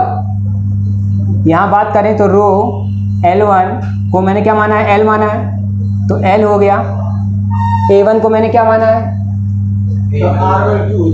पाई R1 स्क्वायर होगा ना, लेकिन R1/2 है तो कितना हो जाएगा, पाई R, क्या है यहाँ पे R/2 है ना, तो R स्क्वायर अपॉन क्या हो जाएगा, 4 हो जाएगा। यहाँ किसी को कोई प्रॉब्लम, पहले बोलो फटाक से, कोई प्रॉब्लम है, नहीं है ना। चलो ये तो हमारा R1 हो गया, ये तो मेरा पहले था। अब जो कह रहा है, क्या कह रहा है, R2 निकालते हैं। R2 is equal to rho, length को क्या कर रहा है, 4L, 4 गुना कर रहा है ना, ये तो हो गया 4L हो गया, ये कितना हो जा रहा है, यहाँ कितना हो जाएगा, पाई R²/16 हो गया। अब इन दोनों को क्या कर दें, डिवाइड कर दें, इन दोनों को डिवाइड करोगे तो क्या मिल जाएगा, R1/R2 निकालना है ना, तो R2/R1। देखो रो से रो कटेगा, डिवाइड की करो, अरे यार डिवाइड करोगे तभी तो मिलेगा ना कि R1 वाला R2 में रिलेशन क्या है एक दूसरे में, गुणा करोगे तो सब गुणा हो जाएगा, क्या कोई कटेगा कोई चीज़? तो हम इसलिए डिवाइड हमेशा करते हैं। जब भी रेशियो निकालना हो तो दोनों में क्या संबंध है तो हमेशा क्या करेंगे, R1 कर लेंगे। ठीक है, R2 बाई R1 क्या क्या कट रहा है देखो, दोनों को डिवाइड करोगे तो यही काट देते हैं, पाई कट जाएगा, R² कट जाएगा, L से L कट जाएगा, क्या बचा यहाँ पर? तो ये ऊपर जाएगा तो 16 से मल्टीप्लाई हो जाएगा भाई। यहाँ क्या हो गया 4L/1 पाई R² अपॉन 16 ऊपर चला जाएगा ना, तो यहाँ कितना हो गया 64, 16 चको 64, और यहाँ पे अपॉन पे कितना है 4 है, ये 4 यहाँ पे ऊपर आ जाएगा तो यहाँ क्या हो जाएगा 4। तो R2 by R1 equal to करोगे तो कितना हो गया 16, तो R2 बराबर R1 जो होगा वो क्या हो जाएगा 16 गुना हो जाएगा। ठीक है, समझ में आया सबको? क्या प्रभाव पड़ेगा R2 पे? जो पहले R1 था अब वो उसका कितना हो गया 16 गुना हो गया। मैंने बोल दिया R1 पहले R1 को मैंने मान लिया 20 ओम था, अब R2 कितना हो गया 32, 320 ओम हो गया। समझ में आया कैसे करना है? नहीं आया तो बोलो फिर बता दिया जाएगा, कोई प्रॉब्लम। ऐसे कष्ट क्वेश्चन कर लेंगे ना, तो इसी टाइप के क्वेश्चन मैं डालूंगा टेलीग्राम पे, तो सब लोग क्वेश्चन लगाने से R1 बराबर रो पर L अपॉन पाई R² और उसको लिखा है, तो वहाँ एरिया मतलब उसका लिखा है ना, क्या लिखा था यहाँ पे? अभी जब मैंने फार्मूला लिखाया हुआ है, ये क्या है क्रॉस सेक्शनल एरिया है ना। तो मैंने भी जब बताया था यहाँ पे देखो दिया हुआ, मैंने बताया ये क्या है, ये यही तो मैंने ए बोला है क्रॉस सेक्शनल एरिया। ये देखो एक चीज़ और है, ये एरिया हमेशा तो इसको इसी में भी मिलेगा, लेकिन कहीं स्क्वायर जिस टाइप में क्रॉस सेक्शनल एरिया होगा उसी हिसाब से लेंगे हम लोग। मान लो क्या है, अगर स्क्वायर बना हुआ है तो लेंथ तुम्हें भुजा दे देगा, साइड दे देगा। आयत के फॉर्म में यहाँ ये आयत बना रहेगा तो लंबाई चौड़ाई दे देगा, नहीं तो तुम्हें क्या दिया हुआ है डायमीटर दिया हुआ है। ठीक है, तो अब इतना सब लोग कितना टाइम हो गया, अब सब लोग पढ़ के आएंगे, तक भेजा जाता है, चलो हम देंगे। तो ये सब लोग क्या कर लेंगे, पढ़ के लेंगे अच्छे से।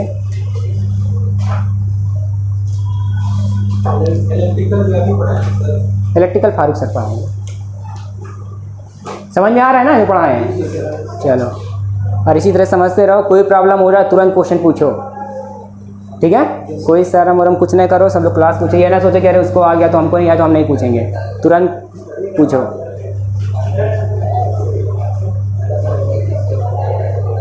और भी बच्चों से बोलो, कह दो सब लोग आओ, कितना लेट करोगे तुम लोग? आज फिर दोबारा कल, अब इस बार तुम ही लोग समझाना उनको। अब आगे पढ़ेंगे हम लोग, और जो समझने वाला पीछे वाला रहेगा वो अब तुम लोग खुद समझाना। अब ये वीडियो बन गया है, जिसको देखना होगा देख लिया करेगा। हाँ, छोटा हो जाए, इसको डालेंगे यूट्यूब पे, कहीं जिस लोग को देखना है बता दो, देख लो वीडियो, देख लो कैसे पढ़ा रहे हैं कैसे नहीं पढ़ा रहे, अपना समझ के आके पढ़ लें।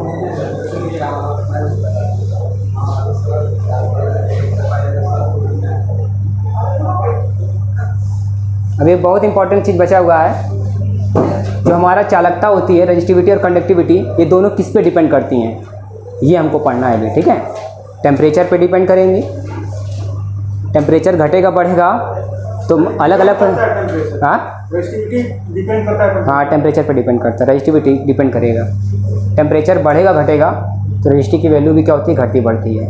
लेकिन ये अलग है, कंडक्टर में कुछ और होगा, सेमी कंडक्टर में कुछ और होगा, इंसुलेटर में कुछ और होगा, तो हम पढ़ेंगे इतना टेम्परेचर घट जाए, प्रतिरोध बढ़ जाएगा।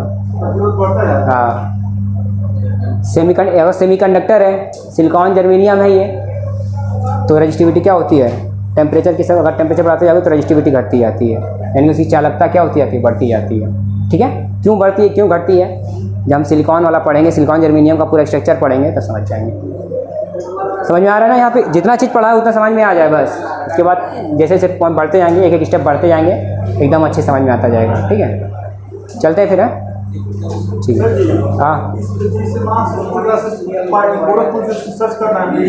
हाँ, तो उसमें जैसे मान लीजिए हमको क्रमवाइज वीडियो देखना है तो कैसे देखेंगे? ये तुमको जाना प्लेलिस्ट में, और प्लेलिस्ट में लीट लिख जाएगा, जब ये पढ़ेगा वीडियो तो लीड का एक प्लेलिस्ट बनाओगा, उसको करोगे तो मेरा वीडियो मिल जाएगा। जिसका भी लीड का क्लास का होगा उसका उसी में मिल जाएगा। क्रम वाइज। हाँ, क्रम वाइज से। ठीक है, तो सब लोग को हमारे ख्याल से समझ में आया होगा। कोई भी किसी को प्रॉब्लम हो तो बता सकता है। ठीक है, और ये बच्चों से बोलो कहाँ है सब लोग। लेट करेंगे जितना उन्हीं का ही घाटा होगा। हाँ, तो क्यों आ नहीं रहे सब? बोलो भैया पढ़ो आके सब लोग, नहीं तो इसे छूटा जाएगा। दिखाना भी वीडियो आज पढ़ा जाएगा, दिखाना है क्या? तो पढ़ो। अब रिवाइज नहीं होगा, आज ये वीडियो इसीलिए बना दिया गया है। इसको पढ़ना है वो पढ़े जाके, बोल दो कि अब एक बार तो रिवाइज आज हो गया। आज हम लोग बहुत कुछ पढ़ लिए होते हैं। आज हम कंडक्टर, सेमीकंडक्टर, इंडक्टर ख़त्म ही कर दिए होते हैं। सेमीकंडक्टर पे पहुंच ही जाते हैं। सब लोग पढ़ के आए अच्छे से एकदम। कोई प्रॉब्लम हो तुरंत पूछें। चलिए देखते हैं।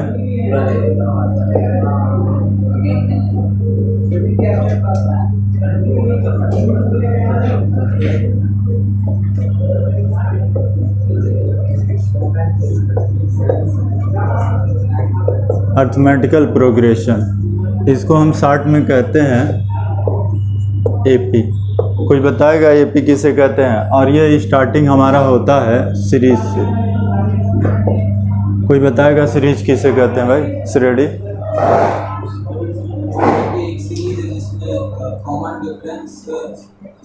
सीरीज कहते किसे हैं?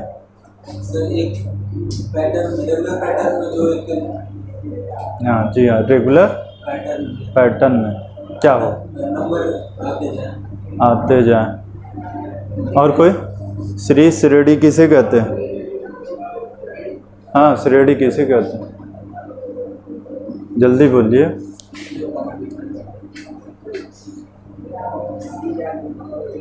पीछे सीरीज श्रेणी पढ़े होंगे भाई, फर्स्ट ईयर पढ़े होंगे, इंटरमीडिएट में पढ़े होंगे। बिल्कुल सही है। अर्थमेटिकल प्रोग्रेशन समांतर श्रेणी किसे कहते हैं?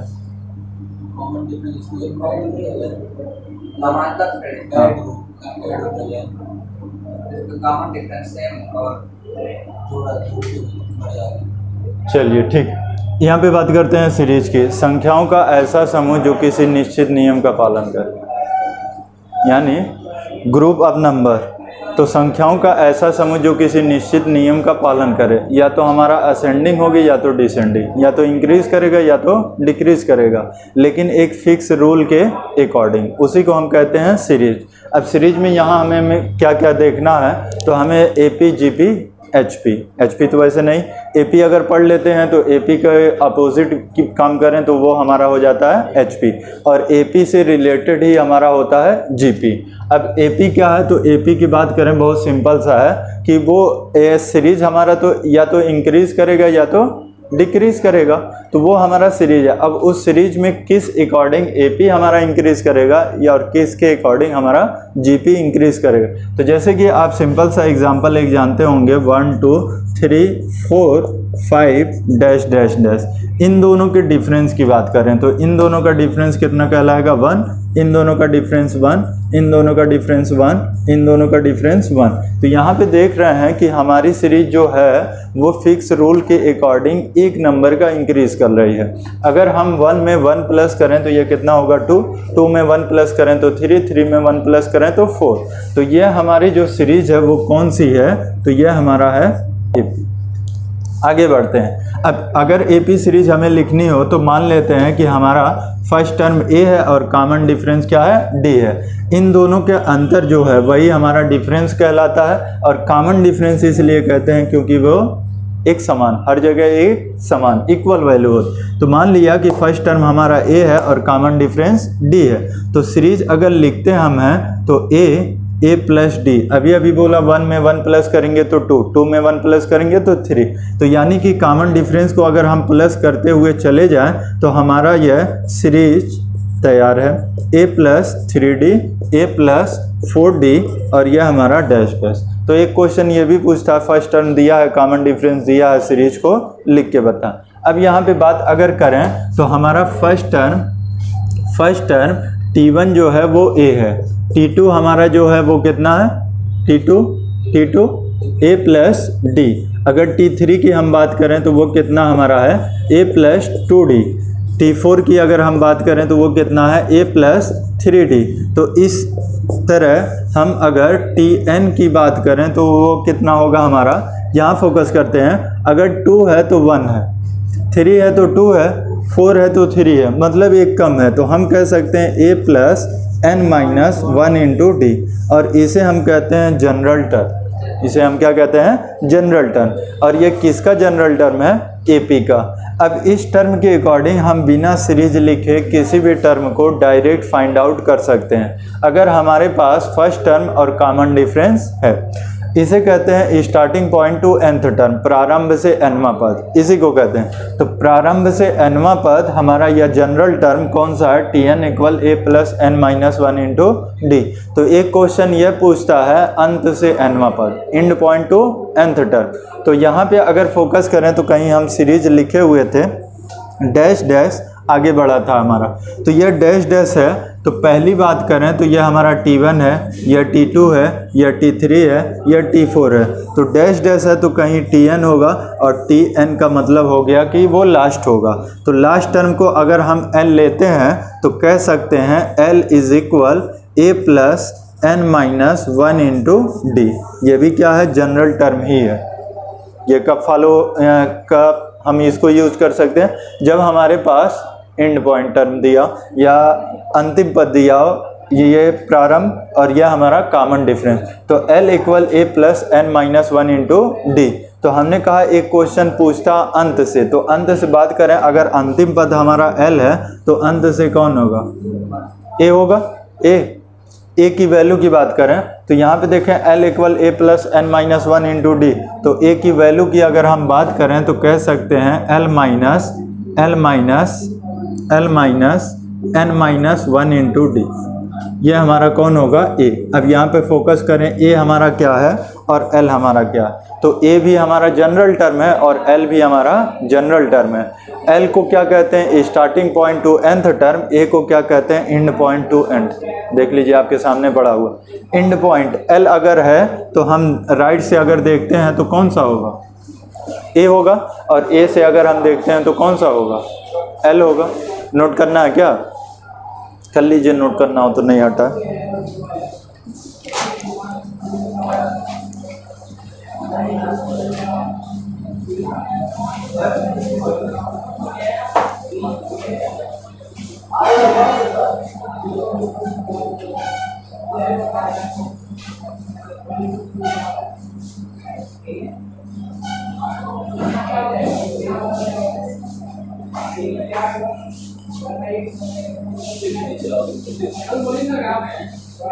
उधर देख, नीचे देख, हटाए जा।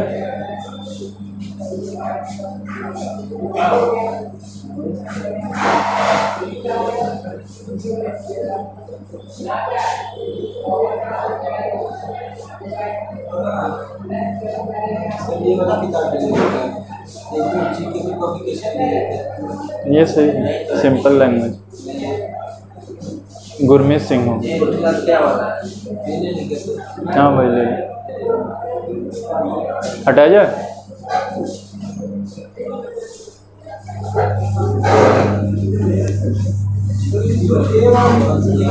हाँ बताइए।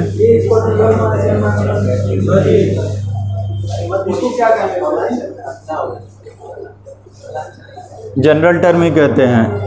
L equal a plus n minus 1 into D. इसी को तो हम Tn भी कह रहे हैं।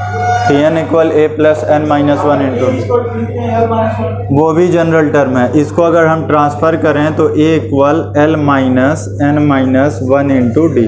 ये भी हमारा Tn है और यह भी हमारा Tn है। इसको कहते हैं प्रारंभ से nवां पद और इसको कहते हैं अंत से n। बात समझ में? फिर आगे बढ़ते हैं।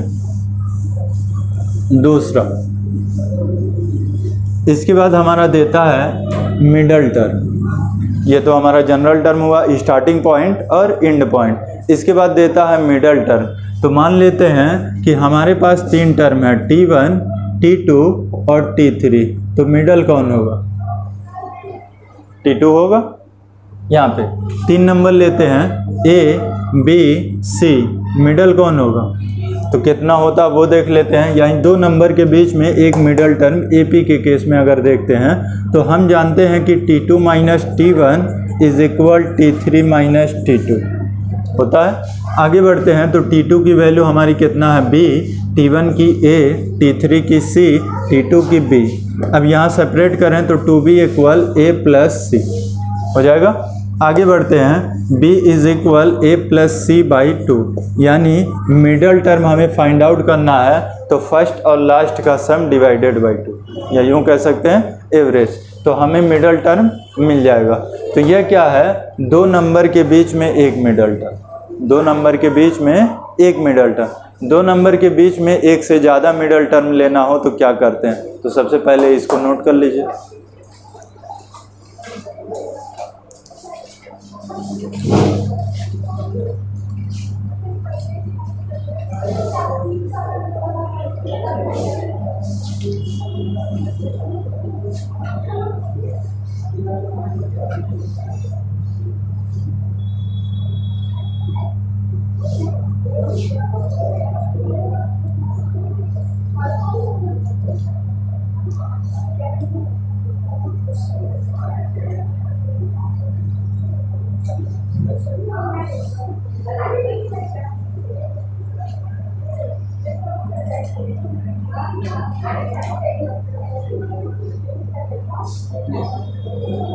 Find the n middle term.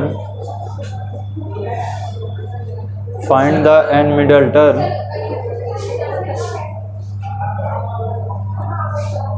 n middle term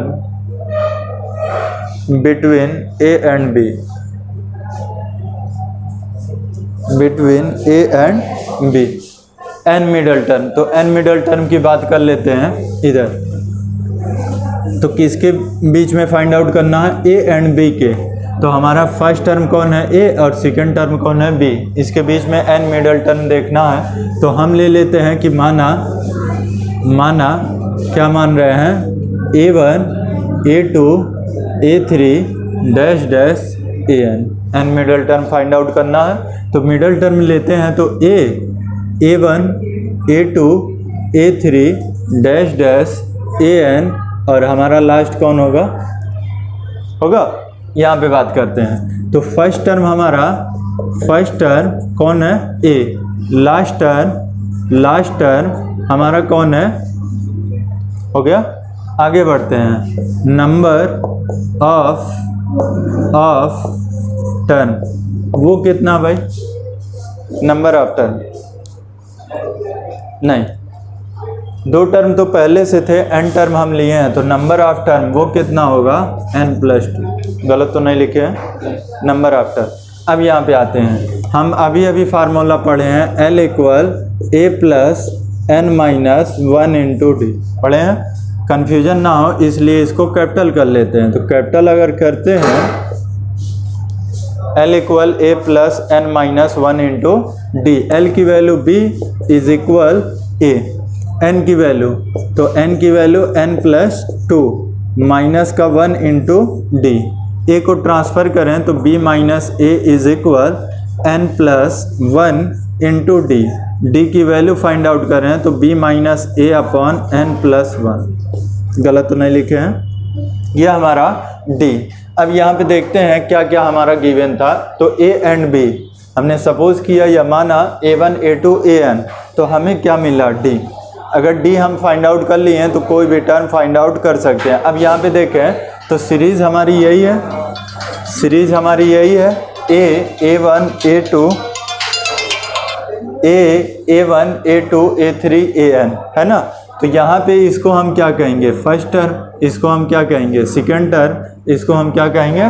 third term. तो हमें एक से ज़्यादा फाइंड आउट करना, मतलब कि हमें T1 फाइंड आउट करना, और T1 यहाँ पे कितना होगा? T1 A प्लस D, यहाँ T1 A1 मतलब इसी को हम सपोज करेंगे तो हम क्या लेके चलेंगे a1, तो a1 हमारा कितना होगा, a1 हमारा a प्लस डी, a1 तो a1 इज इक्वल a और d की वैल्यू तो हम फाइंड आउट किए हैं कितना, b minus a upon n plus 1। इस तरीके से हम अगर चाहें तो जितना भी 2 3 4 5 10 जितने भी टर्म चाहें तो फाइंड आउट कर सकते हैं। तो हमारा a1 है a plus B minus a upon n plus 1। अगर a2 की बात करें तो कितना होगा, a2 a plus 2 bracket b minus a upon n plus 1। अगर a3 की बात करें तो a plus 3 into B minus 1 upon n plus 1, यानी जितना चाहे उतना हम फाइंड आउट कर सकते हैं। नोट कर लीजिए। Find the n middle term, मतलब n का है n टर्म फाइंड मतलब एक से ज़्यादा, अगर एक कहेगा तो दोनों का सम हम फाइंड आउट कर लेंगे, अगर एक से ज़्यादा कहेगा तो फिर प्रोसेस हमारे पास अवेलेबल।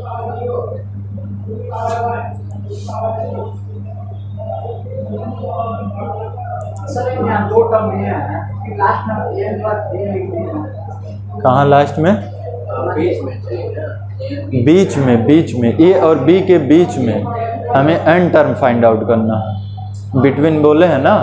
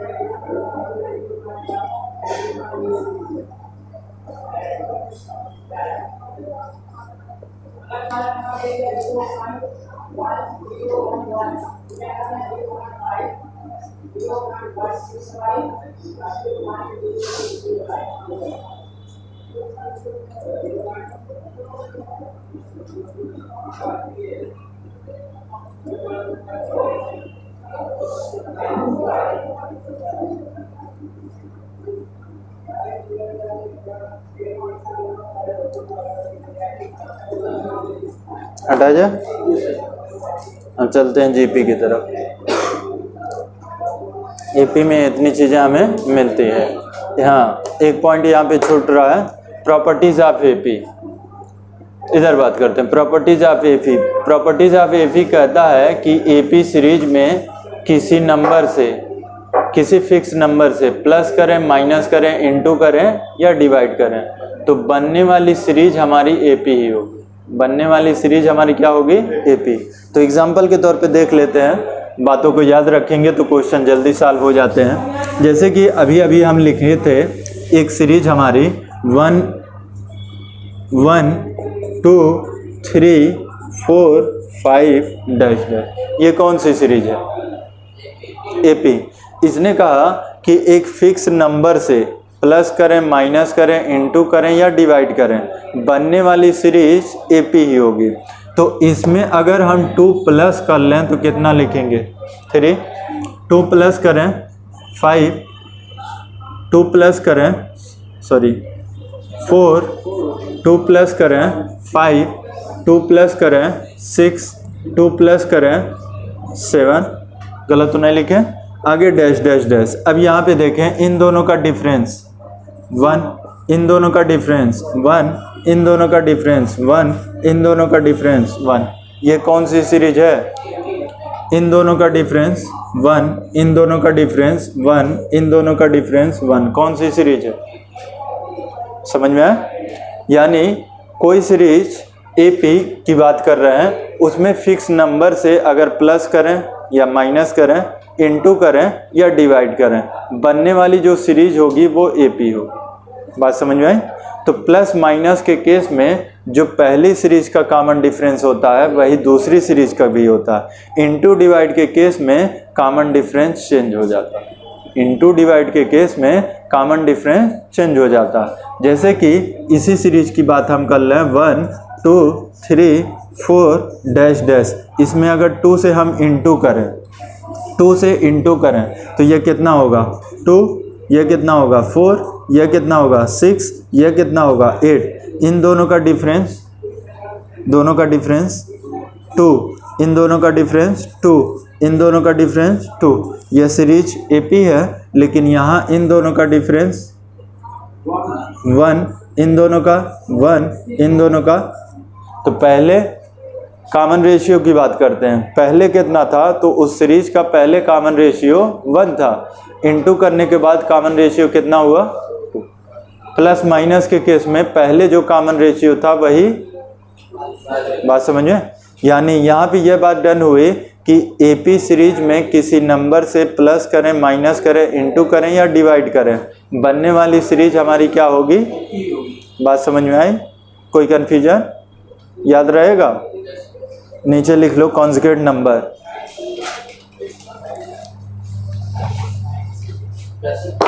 कॉन्जुगेट नंबर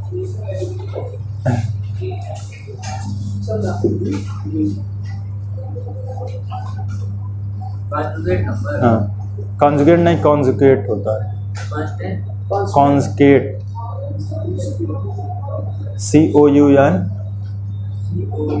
हाँ, कॉन्जुगेट CATE।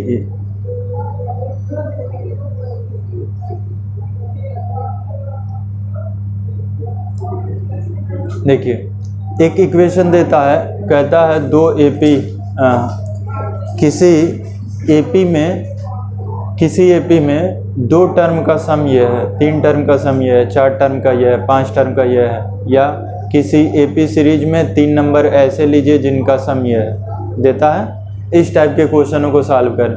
तो AP केस में अभी अभी हम लोग देखे हैं कि T1 T2 T3, T1 की वैल्यू A होती है, T2 की वैल्यू A + D होती है, T3 की वैल्यू A + 2D।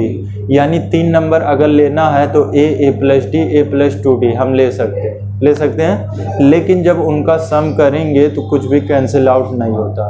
तो इस सिचुएशन में एक नंबर और जनरेट होता है अगर हमें 3 नंबर लेना है और कंटिन्यूअस लेना।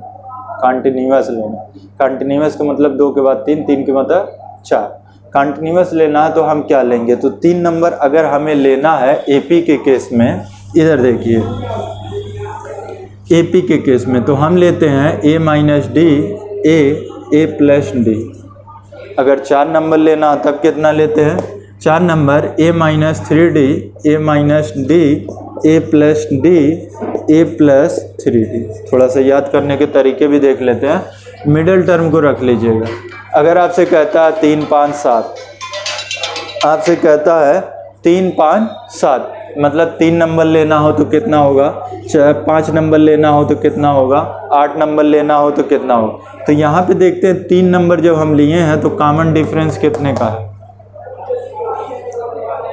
1D का। देखिए T2 - T1 करके देख लीजिए कितने का है? 1D का। पहले की बात कर रहे हैं, 3 नंबर लेना था, 1D का।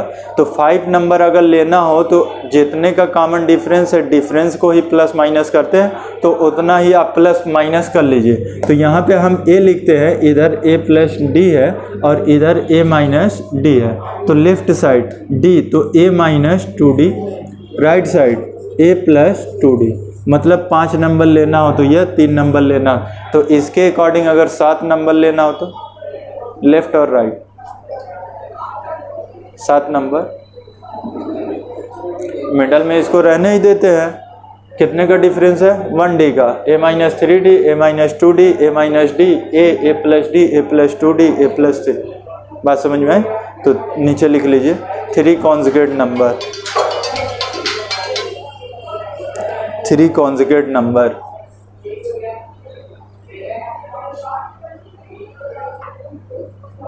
इधर भाई a minus D A plus D,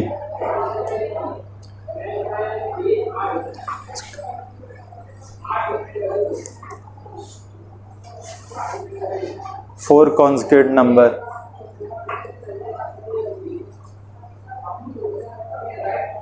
a minus three D A minus D A plus D A plus three D.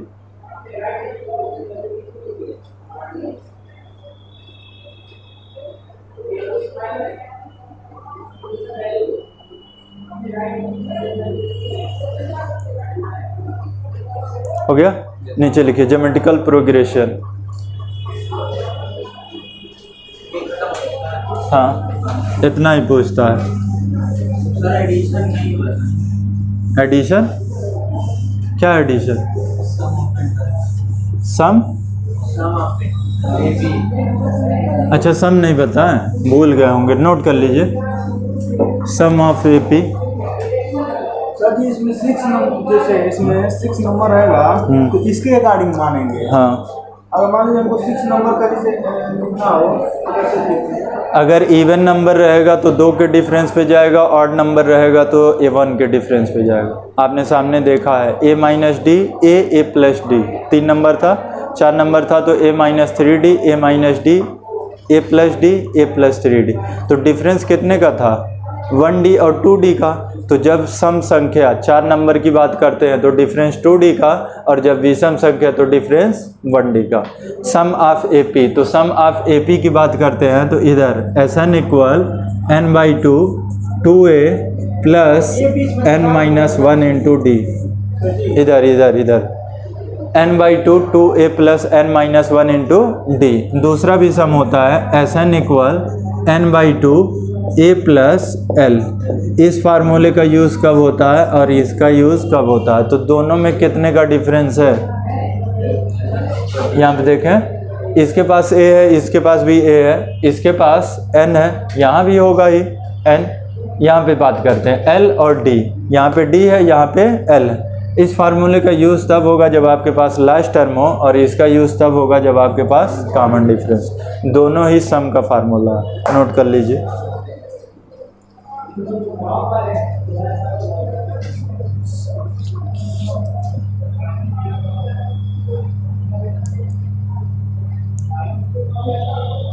Sir इसमें बीच वाले प्लस वाले में एक गायब हो जाता है कि ये विषम संख्या में एक रहेगा।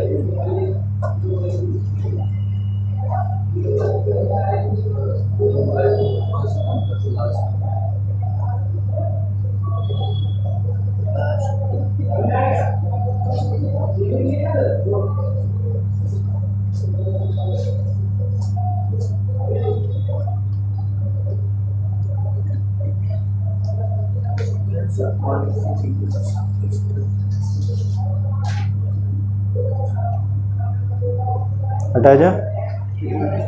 नीचे ज्योमेट्रिकल प्रोग्रेशन।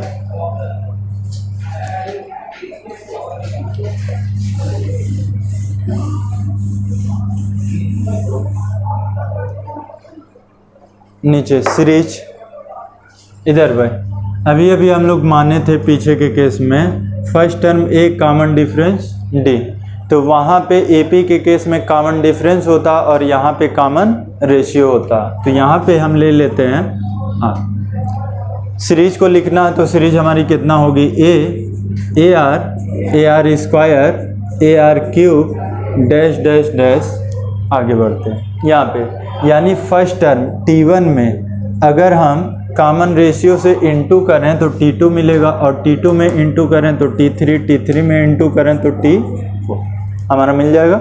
आगे बढ़ते हैं, तो ये सीरीज लिखने का तरीका। इसके बाद देता है वही पिछला जनरल टर्म। तो जनरल टर्म की अगर बात करते हैं तो वहाँ कितना लिख रहे थे? Tn equal a plus n-1 into D लिख रहे थे जनरल टर्म। तो यहाँ कितना होता है? इधर बात करते हैं ए आर पावर n-1 कैसे आता है वो भी देख लेते हैं। तो यह हमारा जनरल टर्म यहाँ पे कैसे आता है, ये तो आपसे कभी कंपटीशन नहीं पूछता कैसे आता है। फिलहाल देख लेते हैं। T1 कितना है? A। T2 कितना है? T2 AR T3 कितना है ए आर स्क्वायर, है ना। यहाँ पे अगर इसको मॉडिफाई करें तो ए आर पावर 1 - 1 लिख सकते हैं क्या। अगर इसको मॉडिफाई करें ए आर पावर 2 - 1 लिख सकते हैं क्या। इसको मॉडिफाई करें ए आर पावर 3 - 1 लिख सकते हैं। तो टी एन की अगर बात करें तो ए आर पावर n - 1 नहीं लिख सकते, लिख सकते हैं। ये हमारा कौन है, जनरल टर्म। नोट करिए जल्दी।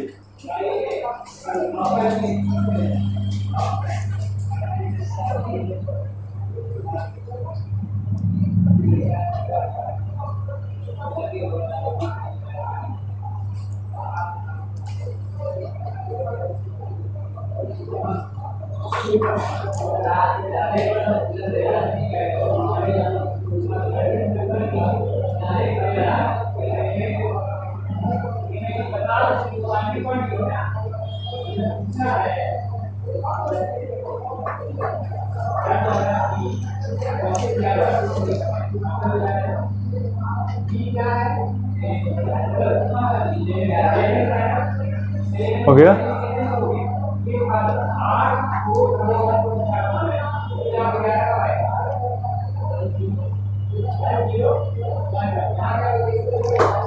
इसे हम कहते हैं starting point two nth term. वहाँ भी कह रहे थे, यहाँ भी स्टार्टिंग पॉइंट, क्योंकि ये स्टार्टिंग से ही हमारा है। तो एक क्वेश्चन हमारा उठता है एंड पॉइंट, तो नीचे लिख लीजिए and point two nth term. And point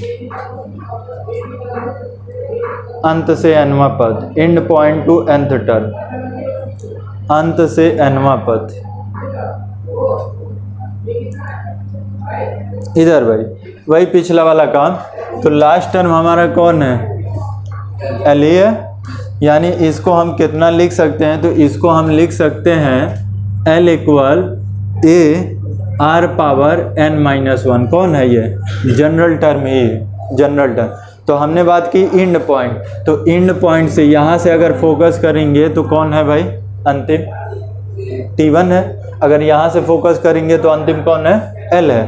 तो L तो हम निकाल चुके हैं, L equal A R power n - and point की बात कर रहा। तो A की वैल्यू अगर निकालते हैं तो A equal L upon R power n - 1 लिख सकते हैं या नहीं, लिख सकते हैं। इसको भी हम जनरल टर्म ही कहते हैं और इसको भी हम जनरल टर्म ही कहते हैं। दोनों में डिफरेंस क्या है, इसको starting point two nth term और इसको एंड पॉइंट टू nth। बात समझ में, तो इसको नोट कर लीजिए डायरेक्ट।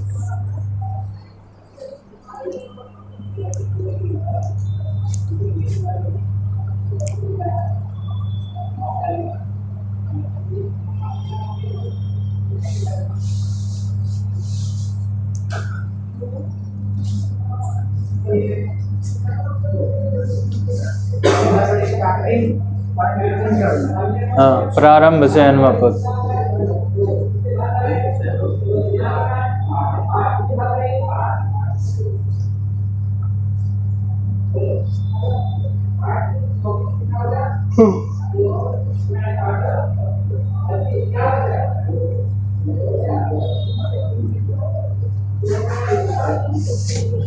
हटा जाए, हटा जाए। Sum of GP, sum of GP, SUM sum होता है, SOM सम मतलब कुछ हो जाएगा। सम ऑफ जीपी इधर भाई वही पिछला वाला हिसाब किताब। सम ऑफ एपी हम लोग देखे थे, दो फार्मूले थे। तो सम ऑफ जीपी में भी दो फार्मूले, SN equal A 1 - R power n upon 1 - R। दूसरा SN equal A R power n - 1 R power n - 1 R - 1। यहाँ पे इस फार्मूले का यूज़ कब करते हैं और इस फार्मूले का यूज़ कब करते हैं। तो यहाँ पे देखिए 1 - R, तो R इज़ लेस देन 1, मतलब R का मान 1 से कम हो। यहाँ देखिए R - 1, R is greater than 1, R का मान 1 से ज़्यादा। नोट कर लीजिए।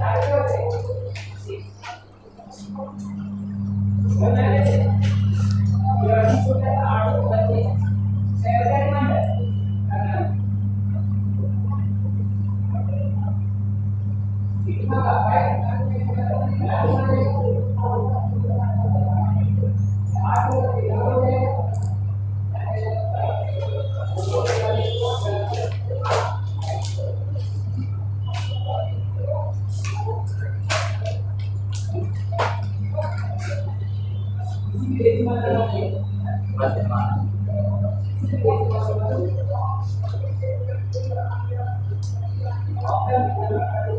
हो गया। Yes.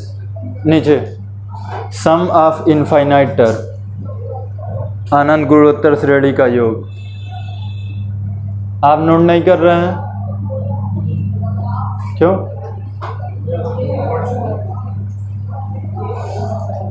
Some of infinite term, इधर ये कह रहा है कि जीपी के केस में अगर इनफाइनाइट टर्म हो तो फार्मूला हमारा क्या होगा। तो वहाँ पे हमारा फार्मूला होता है इधर S infinite equal A upon 1 minus, कितना होता है S infinite A upon 1 minus R. ये फार्मूला आता कहाँ से है? यहीं से आता। कहाँ से है? यहीं से, अलग से नहीं आना। तो यहाँ पे देखते हैं कि यह फार्मूला कैसे आता है। तो एस एन का फार्मूला अगर इनटू करेंगे ए 1 माइनस आर, दूसरा minus A R power N upon 1 minus R. गलत तो नहीं लिखे हैं? इधर फोकस करते हैं। A upon 1 minus R, A upon 1 minus R, A into R power N upon 1 minus. तो इस टर्म को इनफाइनाइट के केस में क्यों छोड़ देते? तो यहाँ पे कंडीशन यह है कि आर का मान हमेशा 1 से कम होता है, हमेशा 1 से कम होता। आर का मान अगर 1 से ज़्यादा है तो वो इनफाइनाइट सीरीज नहीं हो सकती। इनफाइनाइट सीरीज में आर का मान हमेशा 1 से कम होगा, 1 से ज़्यादा नहीं हो सकता।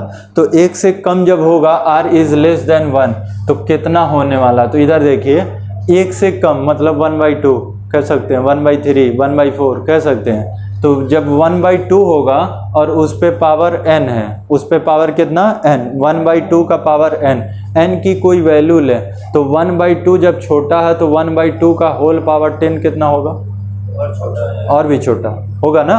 तो यानी कि ये बढ़ किधर रहा? इनफाइनाइट की तरफ। एक न्यूनतम वैल्यू होने के कारण A R power N upon 1 minus R, मतलब कि इस टर्म को हम छोड़ देते हैं क्योंकि आर का मान 1 से कम होता है और उसका कुछ ना कुछ पावर है। जब हम उसकी तरफ जाएंगे तो वो वैल्यू कहाँ बढ़ेगी? इनफाइनाइट की तरफ, मतलब मिनिमम होती चली जाएगी। तो इसको छोड़ देते हैं, सिर्फ इसको लेते हैं। तो डायरेक्ट एस इनफाइनाइट का formula A upon 1 minus R. इसमें कंडीशन यह है कि आर का मान हमेशा 1 से कम होगा। चाहे तो लिख सकते हैं आर का मान सदैव 1 से कम होता है। Always R is less than 1, always r is less than 1।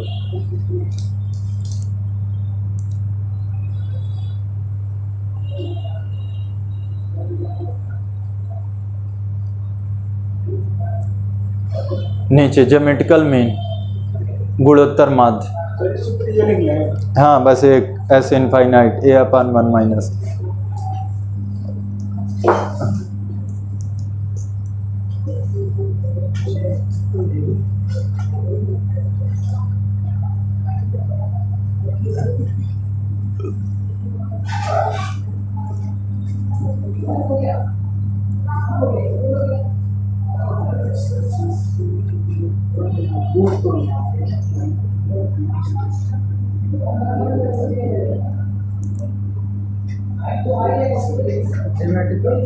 Geometrical mean, गुणोत्तर माध्य। One geometrical mean between A and B, one geometrical mean between A and B, A और B के बीच एक गुणोत्तर माध्य, A और B के बीच एक गुणोत्तर माध्य।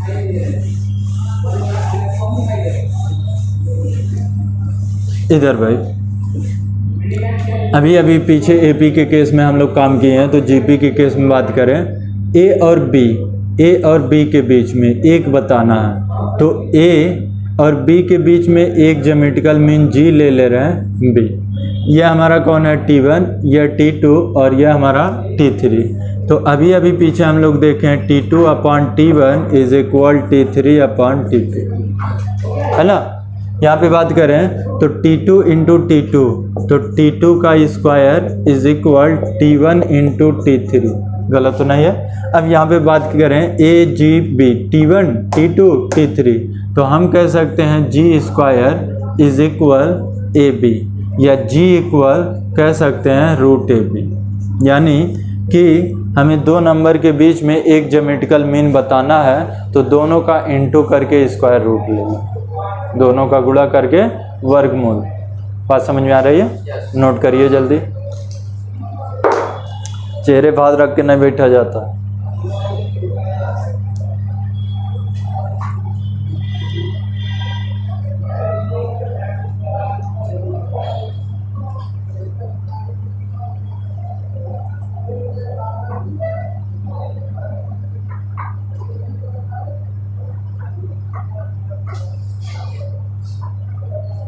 हो गया? एन ज्योमेट्रिकल मीन, अगली heading, an geometrical mean, an geometrical mean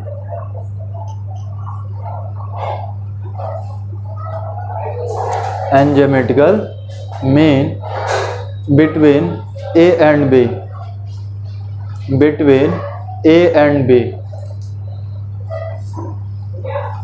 A and B. अब यहाँ पे देखिए, अभी तक एक पूछ रहा था, अब एक से ज़्यादा पूछ रहा है। तो वही पिछला वाला प्रोसेस जो हम एपी के केस में अप्लाई किए थे।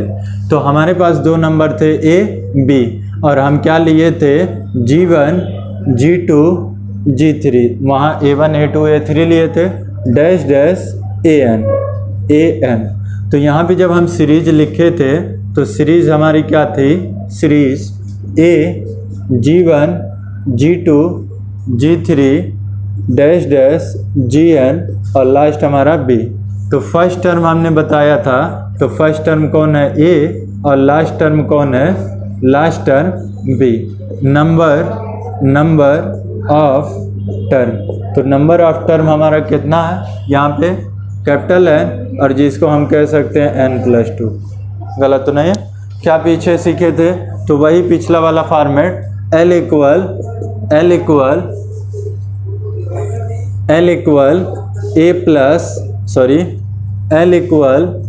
A into R power N-, value put कर लीजिए, L की वैल्यू लास्ट टर्म, तो B इज इक्वल, A वैसे ही रहेगा R power N-1, B upon A is equal R power N-1। R की वैल्यू की बात करें तो B अपॉन A और होल पावर 1 अपॉन N-1। गलत तो नहीं है? अब इसको कहाँ कर रखते हैं, वहीं पे, तो वहाँ पे रखते हैं। तो पहला G1, तो G1 को AR लिख सकते हैं क्या, G1 AR लिख सकते हैं क्या, A की वैल्यू A ही है, R की वैल्यू फाइंड आउट की है, B upon A whole power 1 upon N-1। G2 कितना होगा, AR², R की वैल्यू रख देंगे, रिजल्ट हमें मिल जाएगा। नोट करिए, G2 लिख के दिखाइए, देखें क्या हुआ, स्मॉल ले लिए N+2, गड़बड़ हाँ सही कह रहा है यार, इधर फार्मूले में होता है N-1, यहाँ कैपिटल N लिए हैं तो ये कितना हो जाएगा, कैपिटल N-1। आगे बढ़ते हैं, कैपिटल N की वैल्यू N+2 और ये हमारा -1, तो ये कितना आ जाएगा, N+2 -1 ट्रांसफ़र होगा।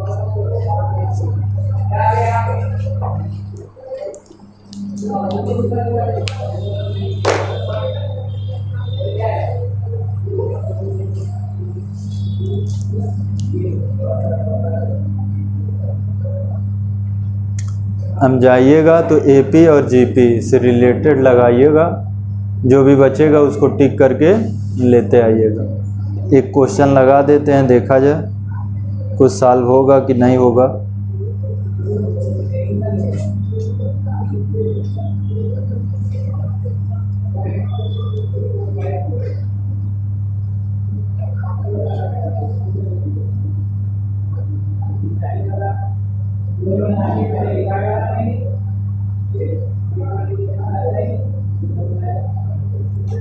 बुक है पीछे, बुक कोई बुक नहीं है,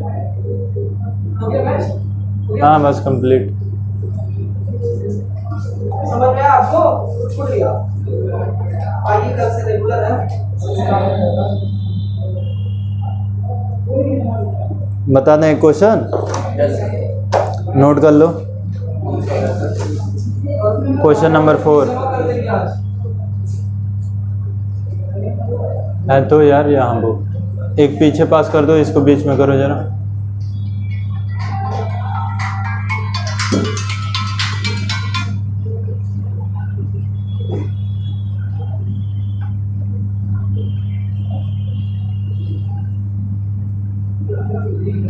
पीछे पास करो उसको।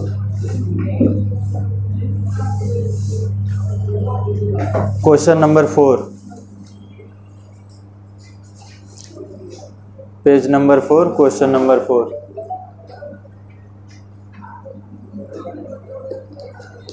क्या कह रहा है? If sum of n term NAP, तो सम दिया, कितना दिया भाई? 3n² plus 5n। हटा जाए।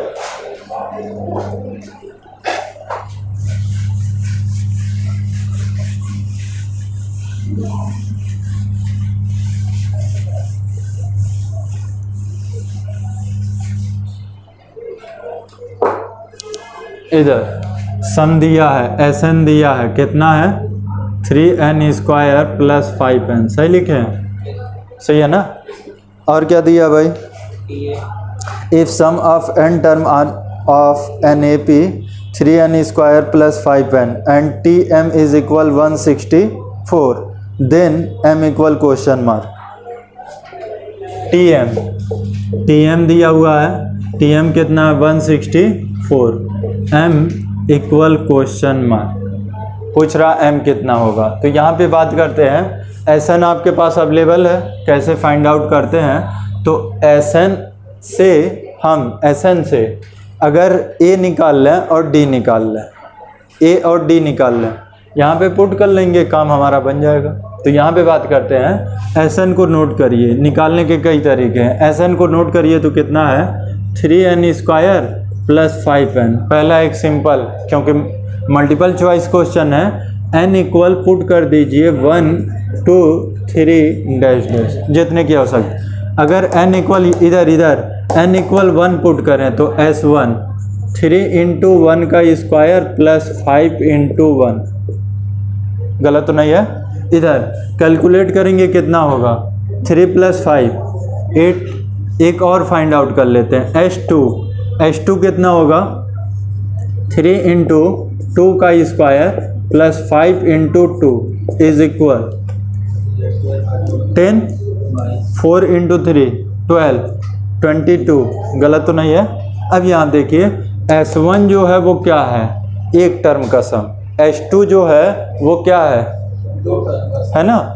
यानी S1 को हम T1 भी लिख सकते हैं, और T1 को क्या लिखते हैं?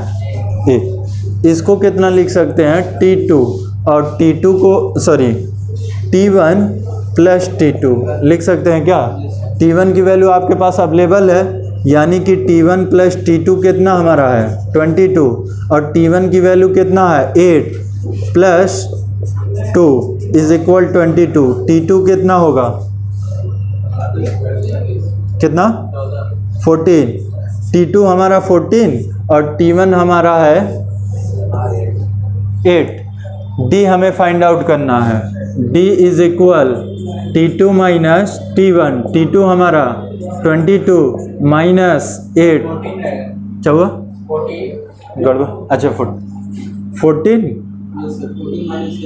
अच्छा T2 14 माइनस 8 कितना होगा? 6। तो यह हमारा D कितना मिल गया? 6। A कितना हमारे पास है ना? यहाँ पे वैल्यू पुट करते हैं, हमारा काम बन जाएगा। नोट करिए जल्दी। Tm को लिख सकते हैं हम ना, A plus m minus 1 into D.